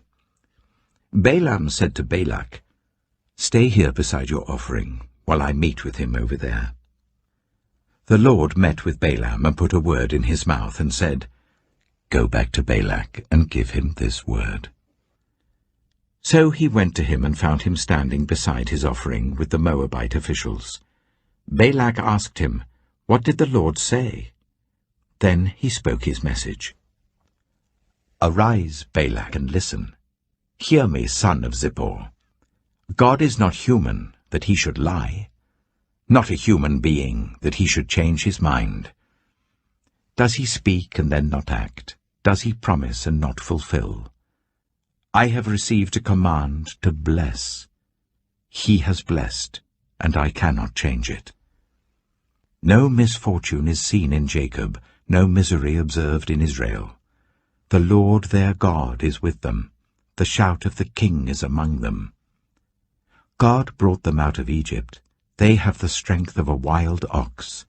There is no divination against Jacob, no evil omens against Israel. It will now be said of Jacob and of Israel, See what God has done. The people rise like a lioness. They rouse themselves like a lion that does not rest till it devours its prey and drinks the blood of its victims. Then Balak said to Balaam, Neither curse them at all, nor bless them at all. Balaam answered, Did I not tell you I must do whatever the Lord says? Then Balak said to Balaam, Come, let me take you to another place. Perhaps it will please God to let you curse them for me from there. And Balak took Balaam to the top of Peor, overlooking the wasteland. Balaam said, Build me 7 altars here, and prepare 7 bulls and 7 rams for me. Balak did as Balaam had said, and offered a bull and a ram on each altar. Numbers chapter 24. Now when Balaam saw that it pleased the Lord to bless Israel, he did not resort to divination as at other times, but turned his face toward the wilderness. When Balaam looked out and saw Israel encamped tribe by tribe, the Spirit of God came on him, and he spoke his message. The prophecy of Balaam, son of Beor, the prophecy of one whose eye sees clearly, the prophecy of one who hears the words of God, who sees a vision from the Almighty, who falls prostrate and whose eyes are opened. How beautiful are your tents, Jacob, your dwelling places, Israel. Like valleys they spread out, like gardens beside a river, like aloes planted by the Lord, like cedars beside the waters. Water will flow from their buckets, their seed will have abundant water. Their king will be greater than Agag, their kingdom will be exalted. God brought them out of Egypt, they have the strength of a wild ox. They devour hostile nations and break their bones in pieces. With their arrows they pierce them.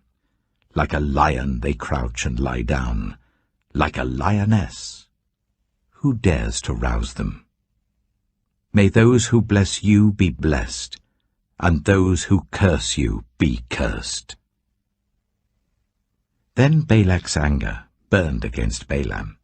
He struck his hands together and said to him, I summoned you to curse my enemies, but you have blessed them these 3 times. Now leave at once and go home. I said I would reward you handsomely, but the Lord has kept you from being rewarded. Balaam answered Balak, Did I not tell the messengers you sent me?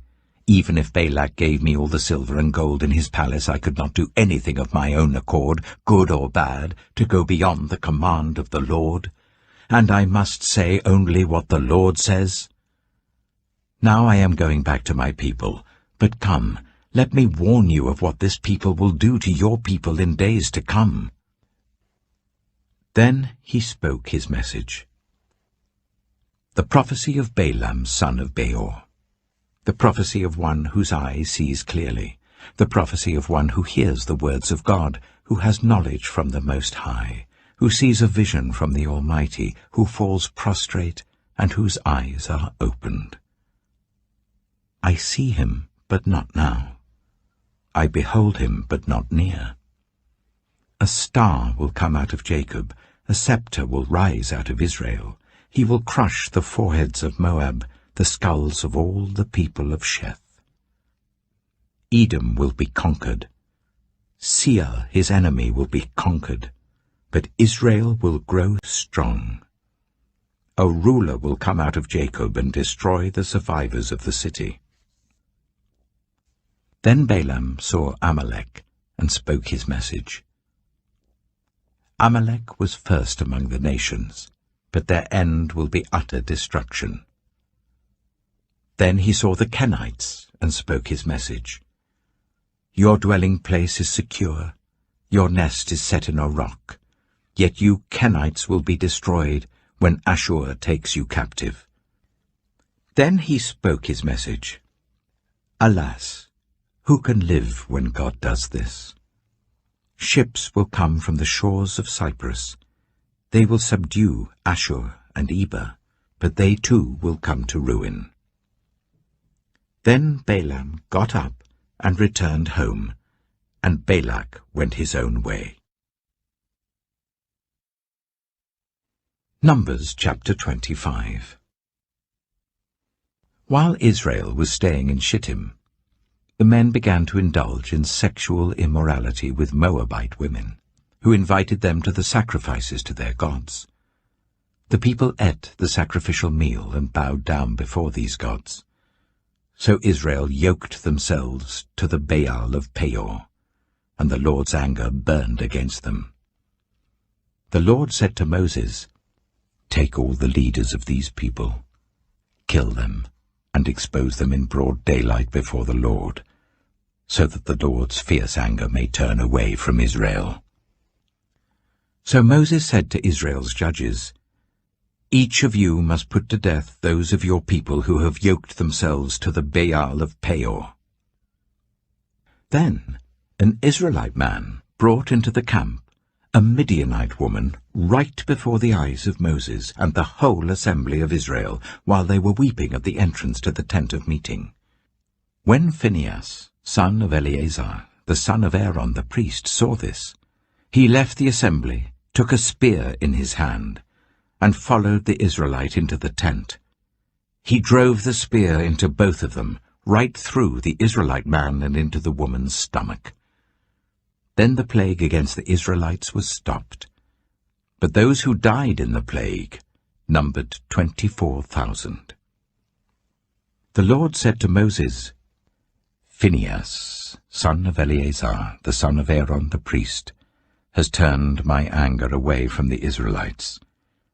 Since he was as zealous for my honor among them as I am, I did not put an end to them in my zeal. Therefore tell him, I am making my covenant of peace with him. He and his descendants will have a covenant of a lasting priesthood, because he was zealous for the honor of his God, and made atonement for the Israelites. The name of the Israelite who was killed with the Midianite woman was Zimri, son of Salu, the leader of a Simeonite family. And the name of the Midianite woman who was put to death was Cozbi, daughter of Zur, a tribal chief of a Midianite family. The Lord said to Moses, Treat the Midianites as enemies and kill them. They treated you as enemies when they deceived you in the Peor incident involving their sister Cozbi, the daughter of a Midianite leader, the woman who was killed when the plague came as a result of that incident. Numbers chapter 26. After the plague, the Lord said to Moses and Eleazar, son of Aaron the priest, Take a census of the whole Israelite community by families, all those 20 years old or more who were able to serve in the army of Israel. So on the plains of Moab by the Jordan opposite Jericho, Moses and Eleazar the priest spoke with them and said, "Take a census of men 20 years old or more, as the Lord commanded Moses." These were the Israelites who came out of Egypt.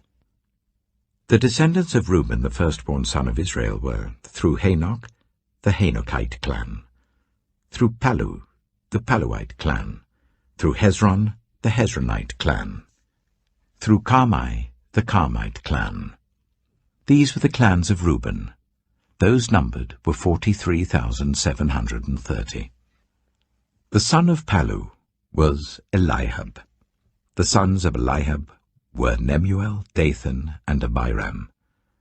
The same Dathan and Abiram were the community officials who rebelled against Moses and Aaron, and were among Korah's followers when they rebelled against the Lord.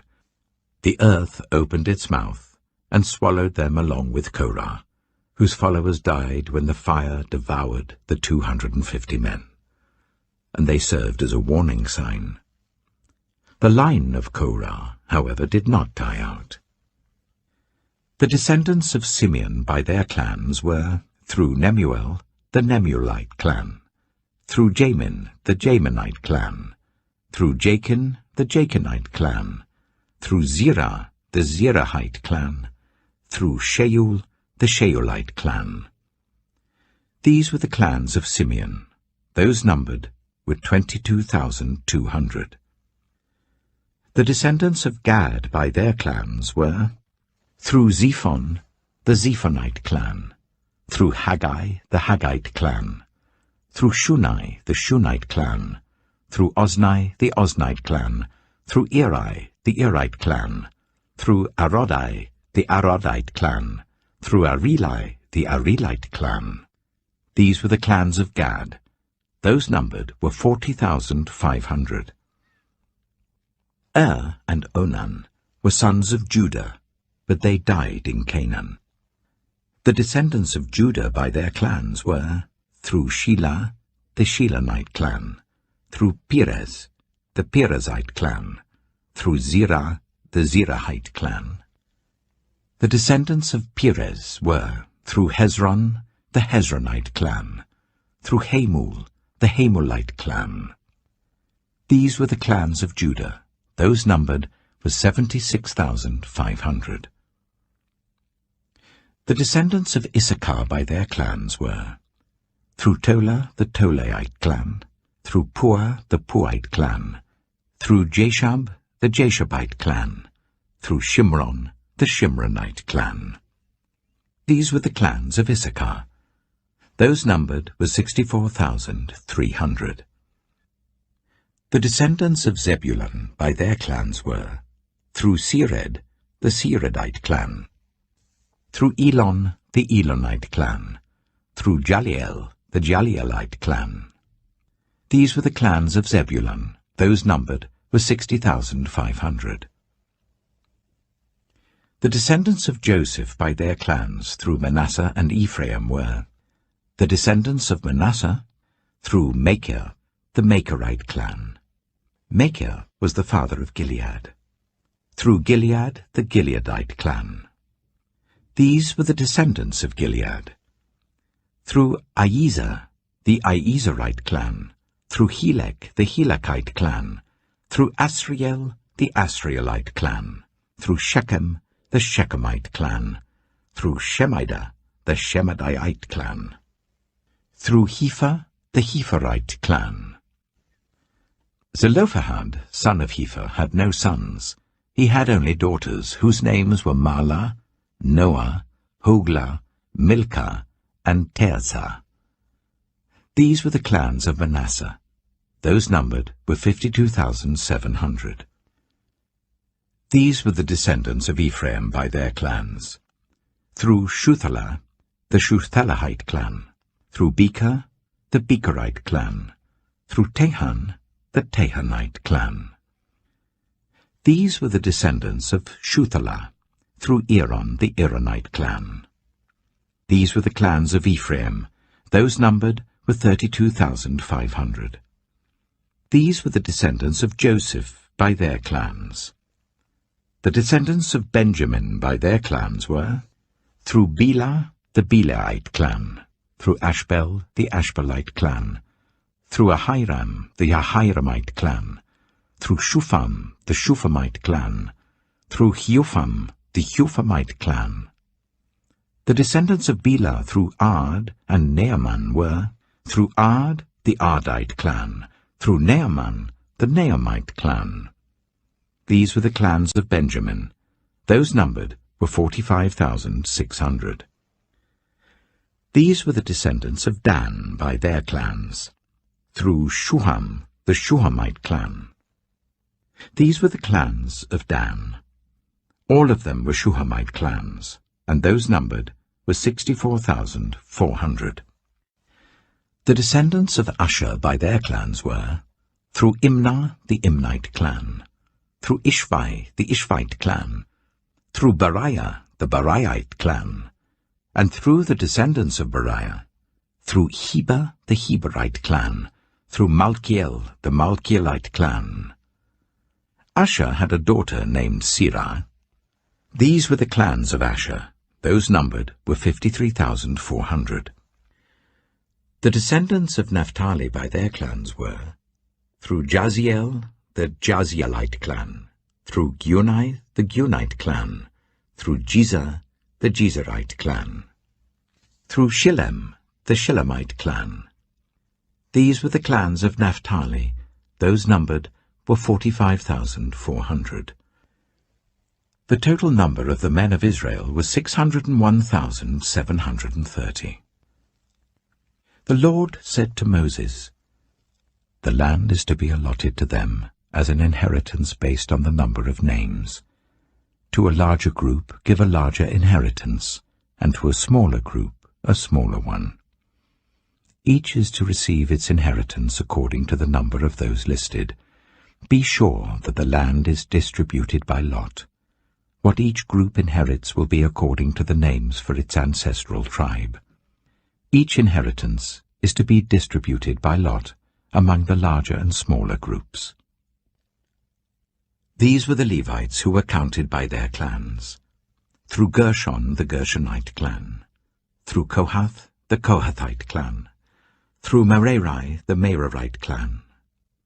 These also were Levite clans, the Libnite clan, the Hebronite clan, the Marlite clan, the Mushite clan, the Korahite clan. Kohath was the forefather of Amram. The name of Amram's wife was Jochebed, a descendant of Levi who was born to the Levites in Egypt. To Amram she bore Aaron, Moses, and their sister Miriam. Aaron was the father of Nadab and Abihu, Eleazar and Ithamar. But Nadab and Abihu died when they made an offering before the Lord with unauthorized fire. All the male Levites a month old or more numbered 23,000. They were not counted along with the other Israelites because they received no inheritance among them. These are the ones counted by Moses and Eleazar the priest when they counted the Israelites on the plains of Moab by the Jordan opposite Jericho. Not one of them was among those counted by Moses and Aaron the priest when they counted the Israelites in the desert of Sinai. For the Lord had told those Israelites they would surely die in the wilderness, and not one of them was left except Caleb, son of Jephunneh, and Joshua, son of Nun. Numbers chapter 27. The daughters of Zelophehad, son of Hepher, the son of Gilead, the son of Machir, the son of Manasseh, belonged to the clans of Manasseh, son of Joseph. The names of the daughters were Mahlah, Noah, Hoglah, Milcah, and Tirzah. They came forward and stood before Moses, Eleazar the priest, the leaders and the whole assembly at the entrance to the tent of meeting, and said, "Our father died in the wilderness. He was not among Korah's followers who banded together against the Lord, but he died for his own sin and left no sons. Why should our father's name disappear from his clan, because he had no son? Give us property among our father's relatives." So Moses brought their case before the Lord. And the Lord said to him, "What Zelophehad's daughters are saying is right. You must certainly give them property as an inheritance among their father's relatives, and give their father's inheritance to them. Say to the Israelites, if a man dies and leaves no son, give his inheritance to his daughter.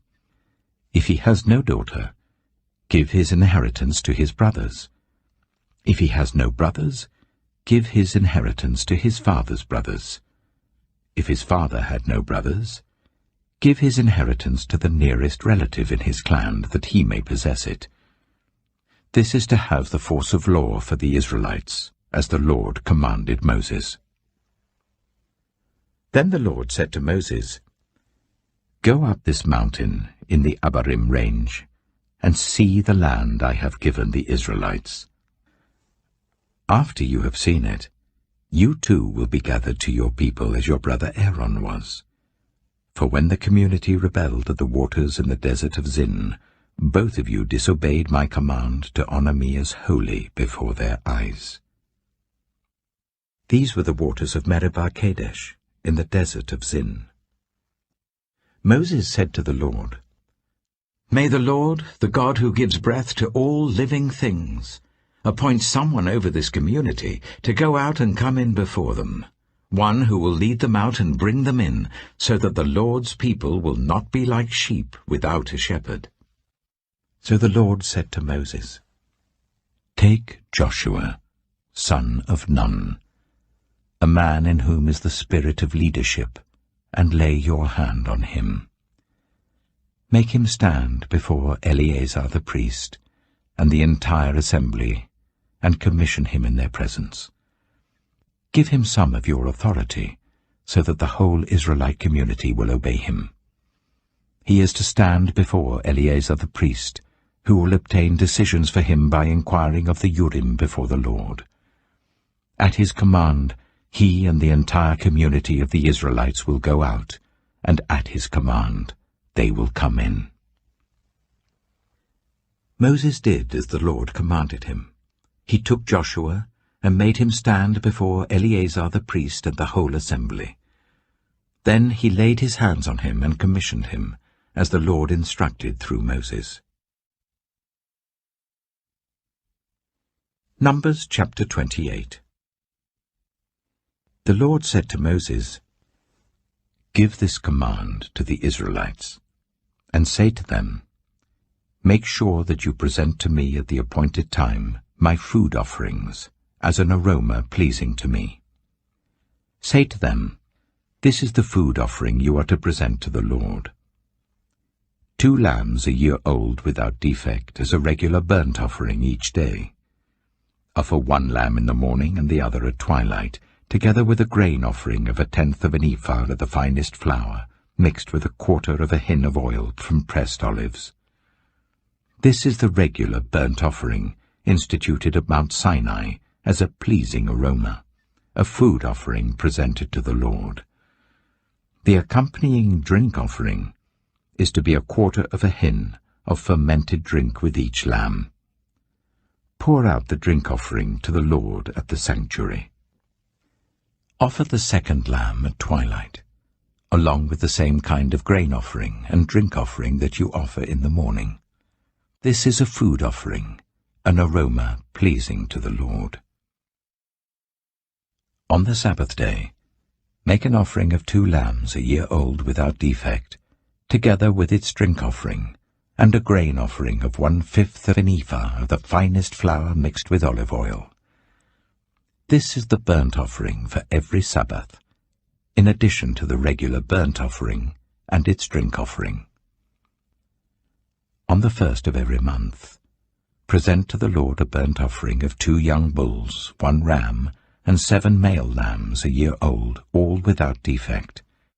With each bull there is to be a grain offering of 3/10 of an ephah of the finest flour mixed with oil. With the ram, a grain offering of 1/5 of an ephah of the finest flour mixed with oil. And with each lamb, a grain offering of 1/10 of an ephah of the finest flour mixed with oil. This is for a burnt offering, a pleasing aroma, a food offering presented to the Lord. With each bull there is to be a drink offering of half a hin of wine. With a ram, a third of a hin, and with each lamb, a quarter of a hin. This is the monthly burnt offering to be made at each new moon during the year. Besides the regular burnt offering with its drink offering, one male goat is to be presented to the Lord as a sin offering. On the 14th day of the first month, the Lord's Passover is to be held. On the 15th day of this month, there is to be a festival. For 7 days eat bread made without yeast.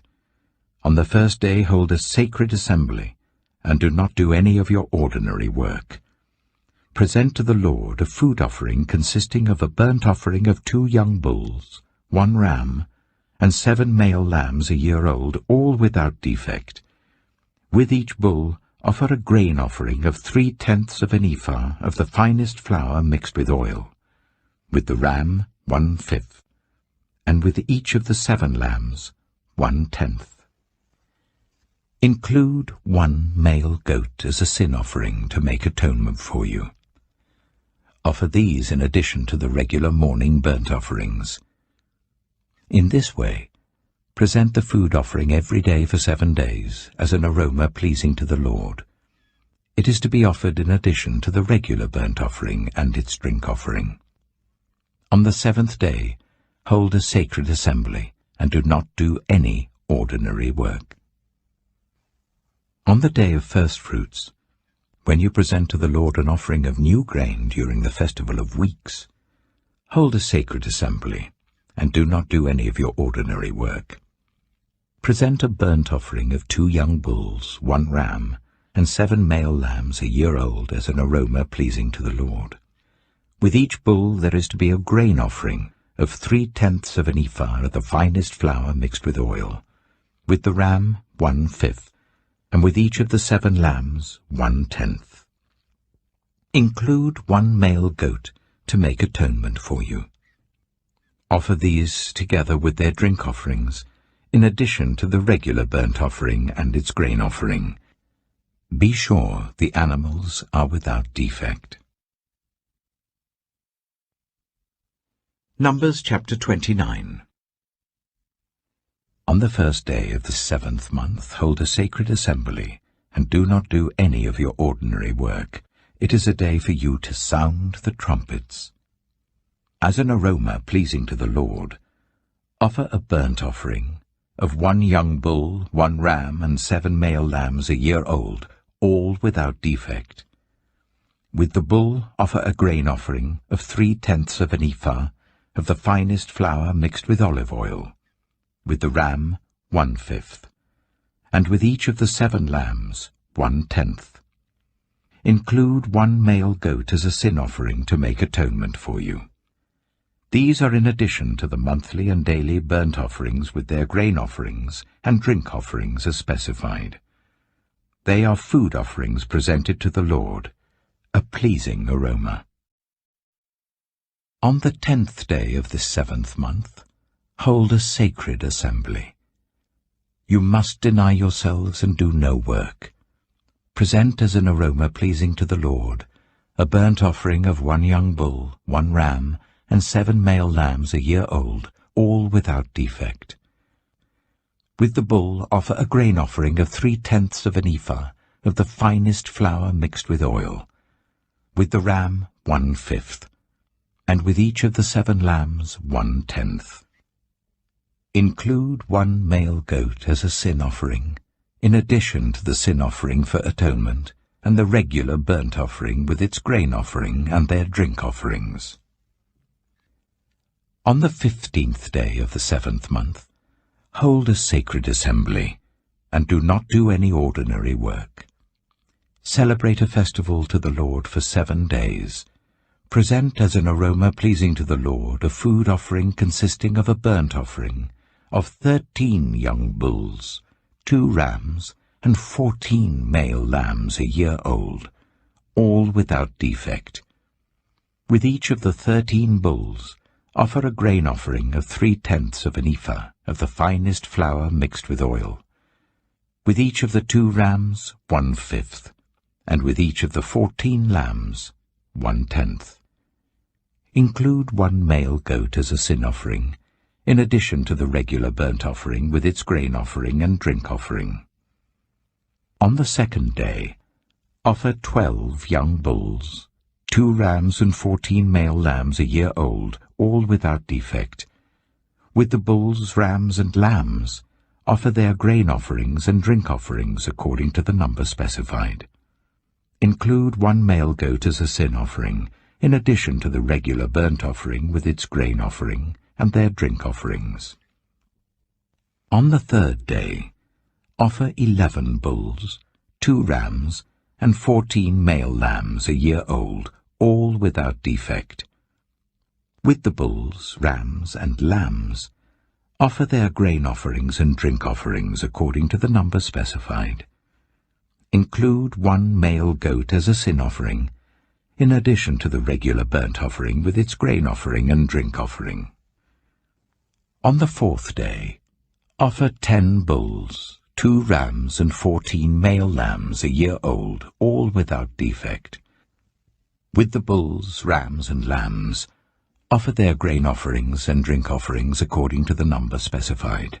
Include 1 male goat as a sin offering, in addition to the regular burnt offering with its grain offering and drink offering. On the 5th day, offer 9 bulls, 2 rams, and 14 male lambs a year old, all without defect. With the bulls, rams, and lambs, offer their grain offerings and drink offerings according to the number specified. Include 1 male goat as a sin offering, in addition to the regular burnt offering with its grain offering and drink offering.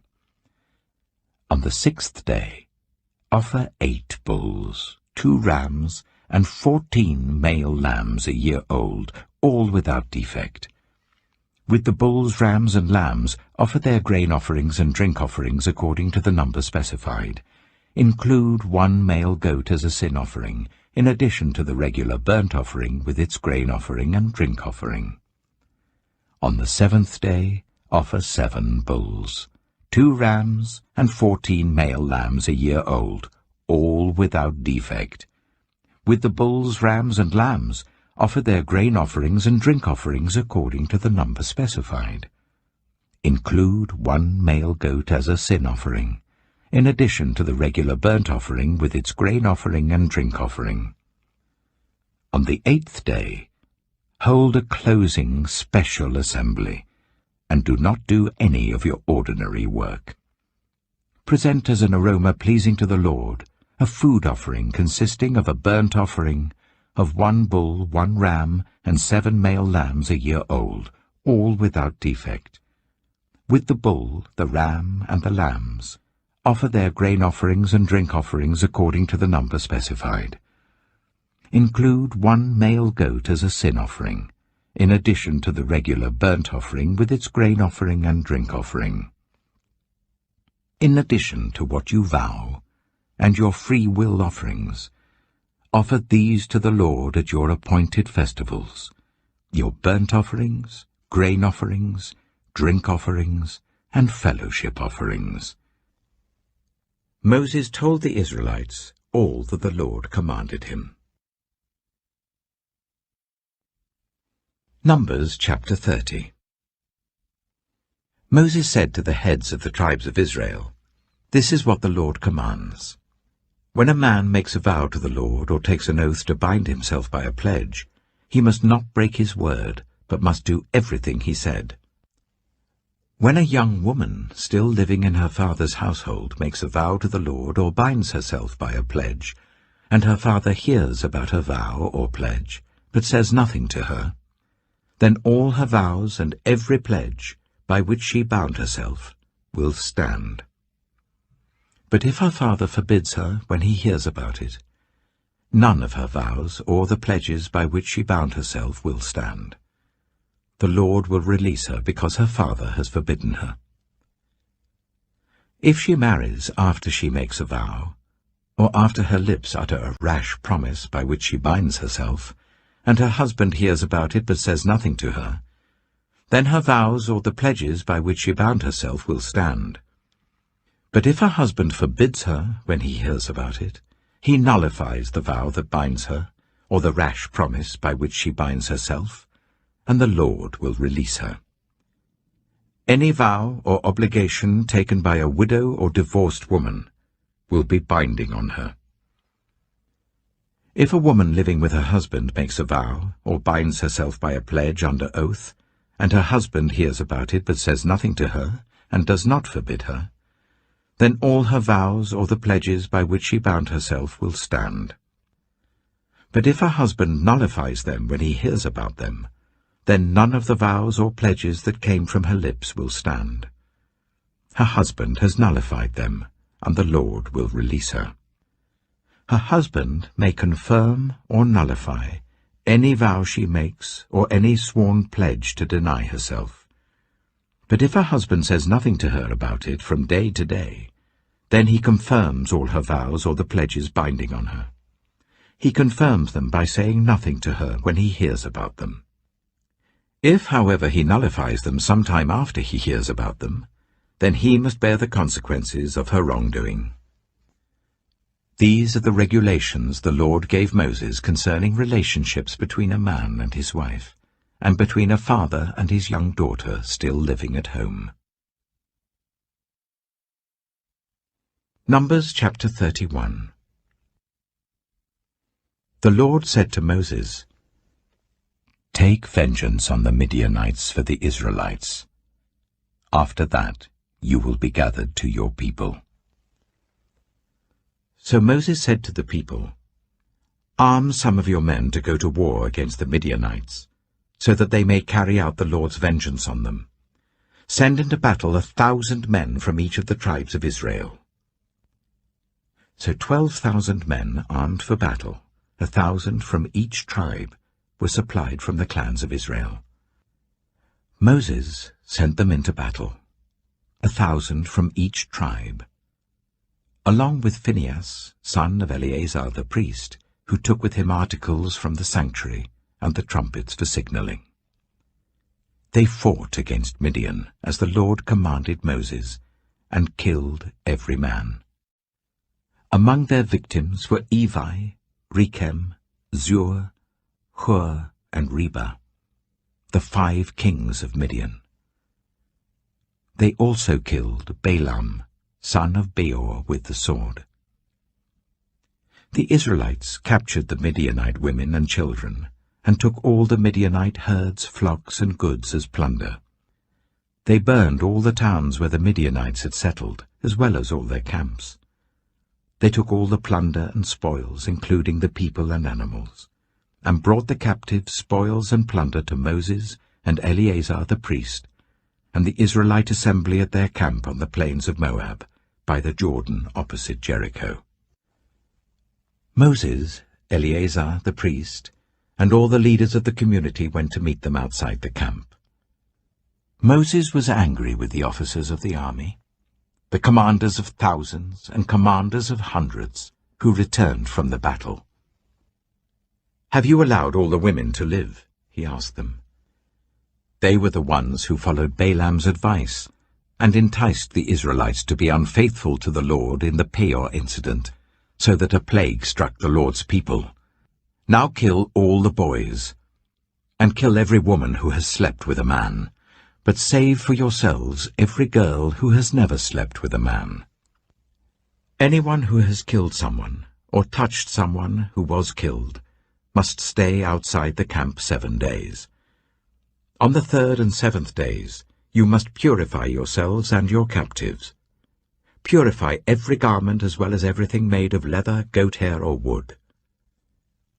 Then Eleazar the priest said to the soldiers who had gone into battle, "This is what is required by the law that the Lord gave Moses. Gold, silver, bronze, iron, tin, lead, and anything else that can withstand fire must be put through the fire, and then it will be clean. But it must also be purified with the water of cleansing. And whatever cannot withstand fire must be put through that water. On the 7th day wash your clothes, and you will be clean. Then you may come into the camp." The Lord said to Moses, "You and Eleazar, the priest, and the family heads of the community are to count all the people and animals that were captured. Divide the spoils equally between the soldiers who took part in the battle and the rest of the community. From the soldiers who fought in the battle, set apart as tribute for the Lord 1 out of every 500, whether people, cattle, donkeys, or sheep. Take this tribute from their half share and give it to Eleazar the priest as the Lord's part. From the Israelites' half, select 1 out of every 50, whether people, cattle, donkeys, sheep, or other animals. Give them to the Levites, who are responsible for the care of the Lord's tabernacle." So Moses and Eleazar the priest did as the Lord commanded Moses. The plunder remaining from the spoils that the soldiers took was 675,000 sheep, 72,000 cattle, 61,000 donkeys, and 32,000 women who had never slept with a man.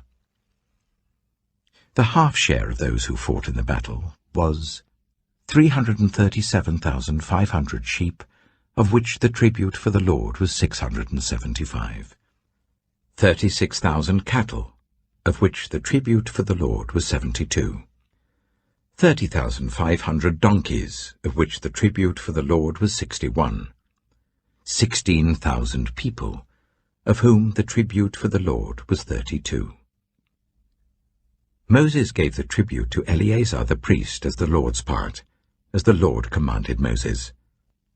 The half belonging to the Israelites, which Moses set apart from that of the fighting men, the community's half, was 337,500 sheep, 36,000 cattle, 30,500 donkeys, and 16,000 people.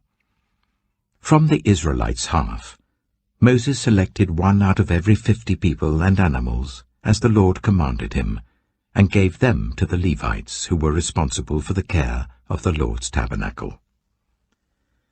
Then the officers who were over the units of the army, the commanders of thousands and commanders of hundreds, went to Moses and said to him, "Your servants have counted the soldiers under our command, and not one is missing.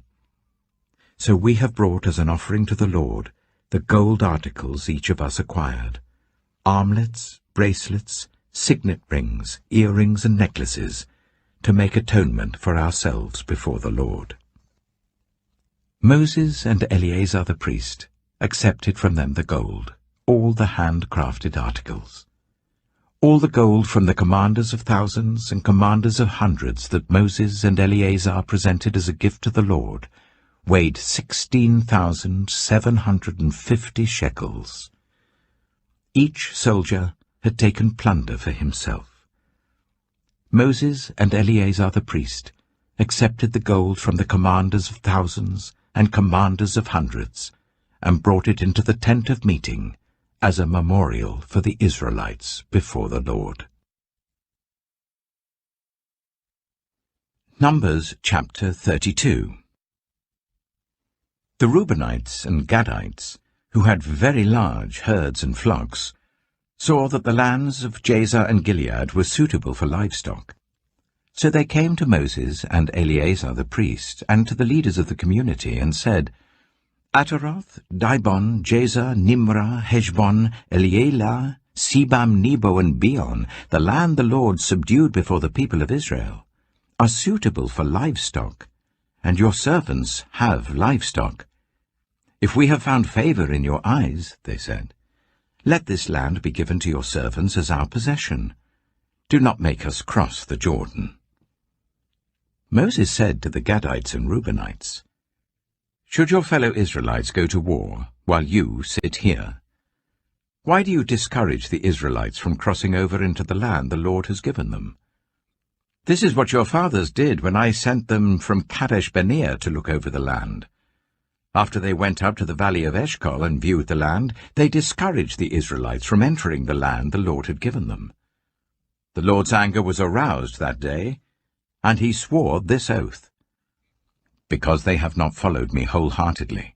Not one of those who were 20 years old or more when they came up out of Egypt will see the land I promised on oath to Abraham, Isaac, and Jacob, not one, except Caleb, son of Jephunneh, the Kenizzite, and Joshua, son of Nun, for they followed the Lord wholeheartedly. The Lord's anger burned against Israel, and he made them wander in the wilderness for 40 years until the whole generation of those who had done evil in his sight was gone. And here you are, a brood of sinners, standing in the place of your fathers and making the Lord even more angry with Israel. If you turn away from following him, he will again leave all this people in the wilderness, and you will be the cause of their destruction. Then they came up to him and said, "We would like to build pens here for our livestock and cities for our women and children. But we will arm ourselves for battle and go ahead of the Israelites until we have brought them to their place. Meanwhile, our women and children will live in fortified cities for protection from the inhabitants of the land. We will not return to our homes until each of the Israelites has received their inheritance. We will not receive any inheritance with them on the other side of the Jordan, because our inheritance has come to us on the east side of the Jordan." Then Moses said to them, "If you will do this, if you will arm yourselves before the Lord for battle, and if all of you who are armed cross over the Jordan before the Lord until he has driven his enemies out before him, then when the land is subdued before the Lord, you may return and be free from your obligation to the Lord and to Israel, and this land will be your possession before the Lord. But if you fail to do this, you will be sinning against the Lord, and you may be sure that your sin will find you out. Build cities for your women and children, and pens for your flocks, but do what you have promised." The Gadites and Reubenites said to Moses, "We, your servants, will do as our Lord commands. Our children and wives, our flocks and herds, will remain here in the cities of Gilead. But your servants, every man who is armed for battle, will cross over to fight before the Lord, just as our Lord says." Then Moses gave orders about them to Eleazar the priest and Joshua son of Nun, and to the family heads of the Israelite tribes. He said to them, "If the Gadites and Reubenites, every man armed for battle, cross over the Jordan with you before the Lord, then when the land is subdued before you, you must give them the land of Gilead as their possession. But if they do not cross over with you armed, they must accept their possession with you in Canaan." The Gadites and Reubenites answered, "Your servants will do what the Lord has said. We will cross over before the Lord into Canaan armed, but the property we inherit will be on this side of the Jordan." Then Moses gave to the Gadites, the Reubenites, and the half-tribe of Manasseh, son of Joseph, the kingdom of Sihon, king of the Amorites, and the kingdom of Og, king of Bashan, the whole land with its cities and the territory around them. The Gadites built up Dibon, Ataroth, Aroah, Atroth-Shophan, Jazer, Jogbedah, Beth-Nimrah, and Beth-Haran, as fortified cities, and built pens for their flocks. And the Reubenites rebuilt Heshbon, Elealeh, and Kiriathaim, as well as Nebo and Baal-Meon. These names were changed. And Sibmah. They gave names to the cities they rebuilt. The descendants of Machir, son of Manasseh, went to Gilead, captured it, and drove out the Amorites who were there. So Moses gave Gilead to the Machirites, the descendants of Manasseh, and they settled there. Jair, a descendant of Manasseh, captured their settlements and called them Havoth-Jair. And Nobah captured Kenath and its surrounding settlements and called it Nobah after himself. Numbers chapter 33. Here are the stages in the journey of the Israelites when they came out of Egypt by divisions under the leadership of Moses and Aaron. At the Lord's command, Moses recorded the stages in their journey. This is their journey by stages. The Israelites set out from Ramesses on the 15th day of the first month, the day after the Passover. They marched out defiantly in full view of all the Egyptians, who were burying all their firstborn, whom the Lord had struck down among them, for the Lord had brought judgment on their gods. The Israelites left Ramesses and camped at Succoth. They left Succoth and camped at Etham, on the edge of the desert. They left Etham and turned back to Pi-hahiroth, to the east of Baal-zephon, and camped near Migdol.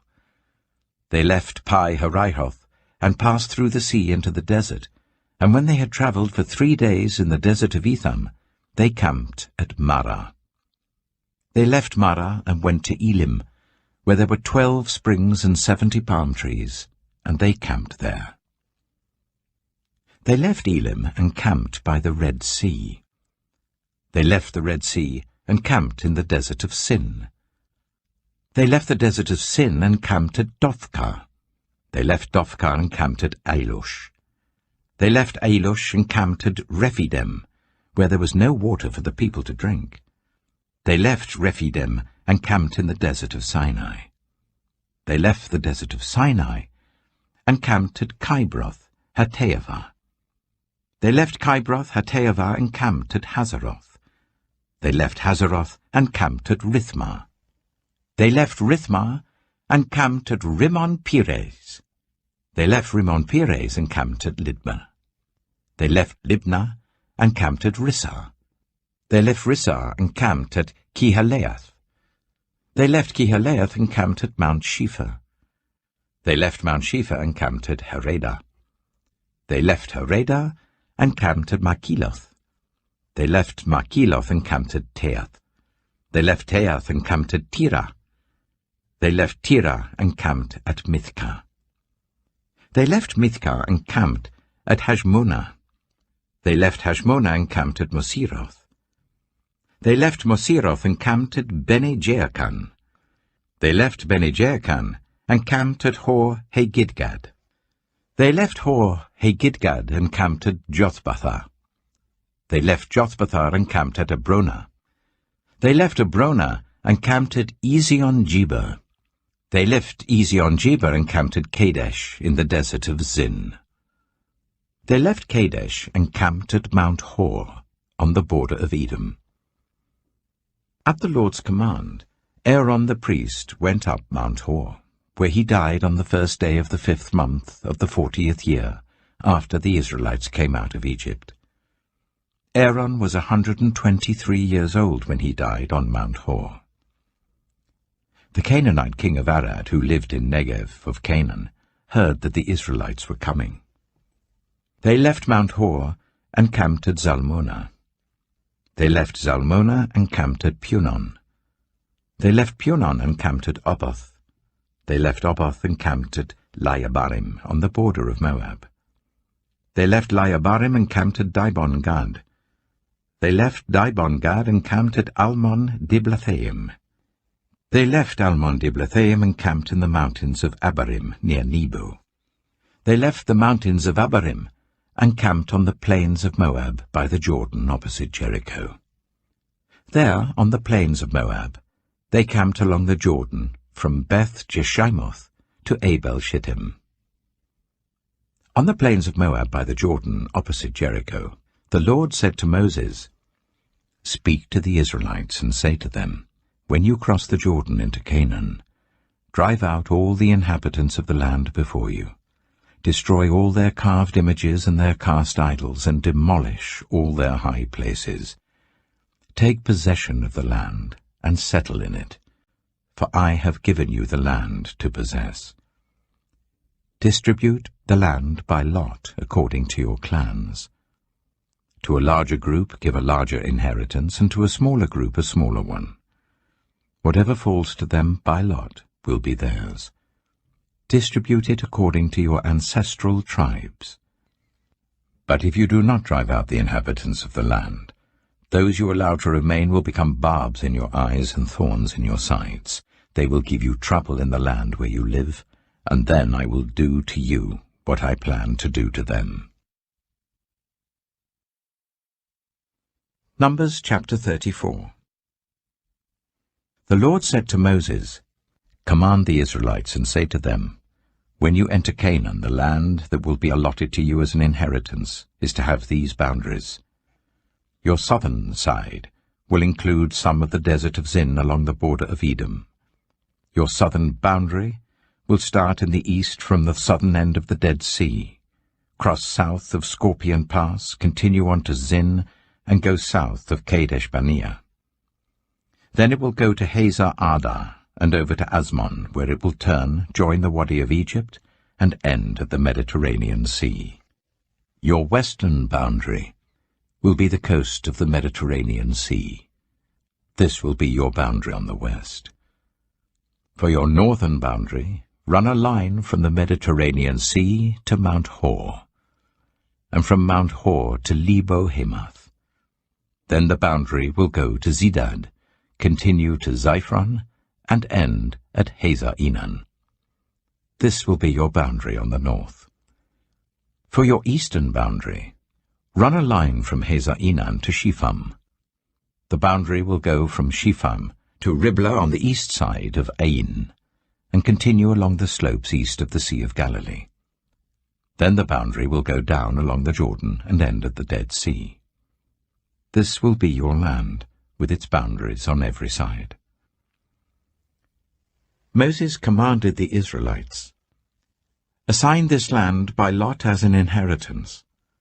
The Lord has ordered that it be given to the 9½ tribes, because the families of the tribe of Reuben, the tribe of Gad, and the half-tribe of Manasseh have received their inheritance. These 2½ tribes have received their inheritance east of the Jordan, opposite Jericho, towards the sunrise."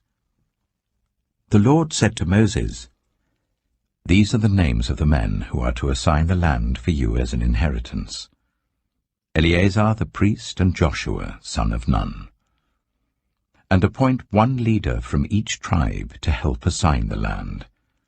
These are their names: Caleb, son of Jephunneh, from the tribe of Judah; Shemuel, son of Ammihud, from the tribe of Simeon; Elidad, son of Kislon, from the tribe of Benjamin; Bakkai, son of Joglai, the leader, from the tribe of Dan; Haniel, son of Ephod, the leader from the tribe of Manasseh, son of Joseph; Kemuel, son of Shiftan, the leader from the tribe of Ephraim, son of Joseph; Elizaphan, son of Parnak, the leader from the tribe of Zebulun; Paltiel, son of Azan, the leader from the tribe of Issachar; Ahihud, son of Shelomai, the leader from the tribe of Asher; Pedahel, son of Ammihud, the leader from the tribe of Naphtali.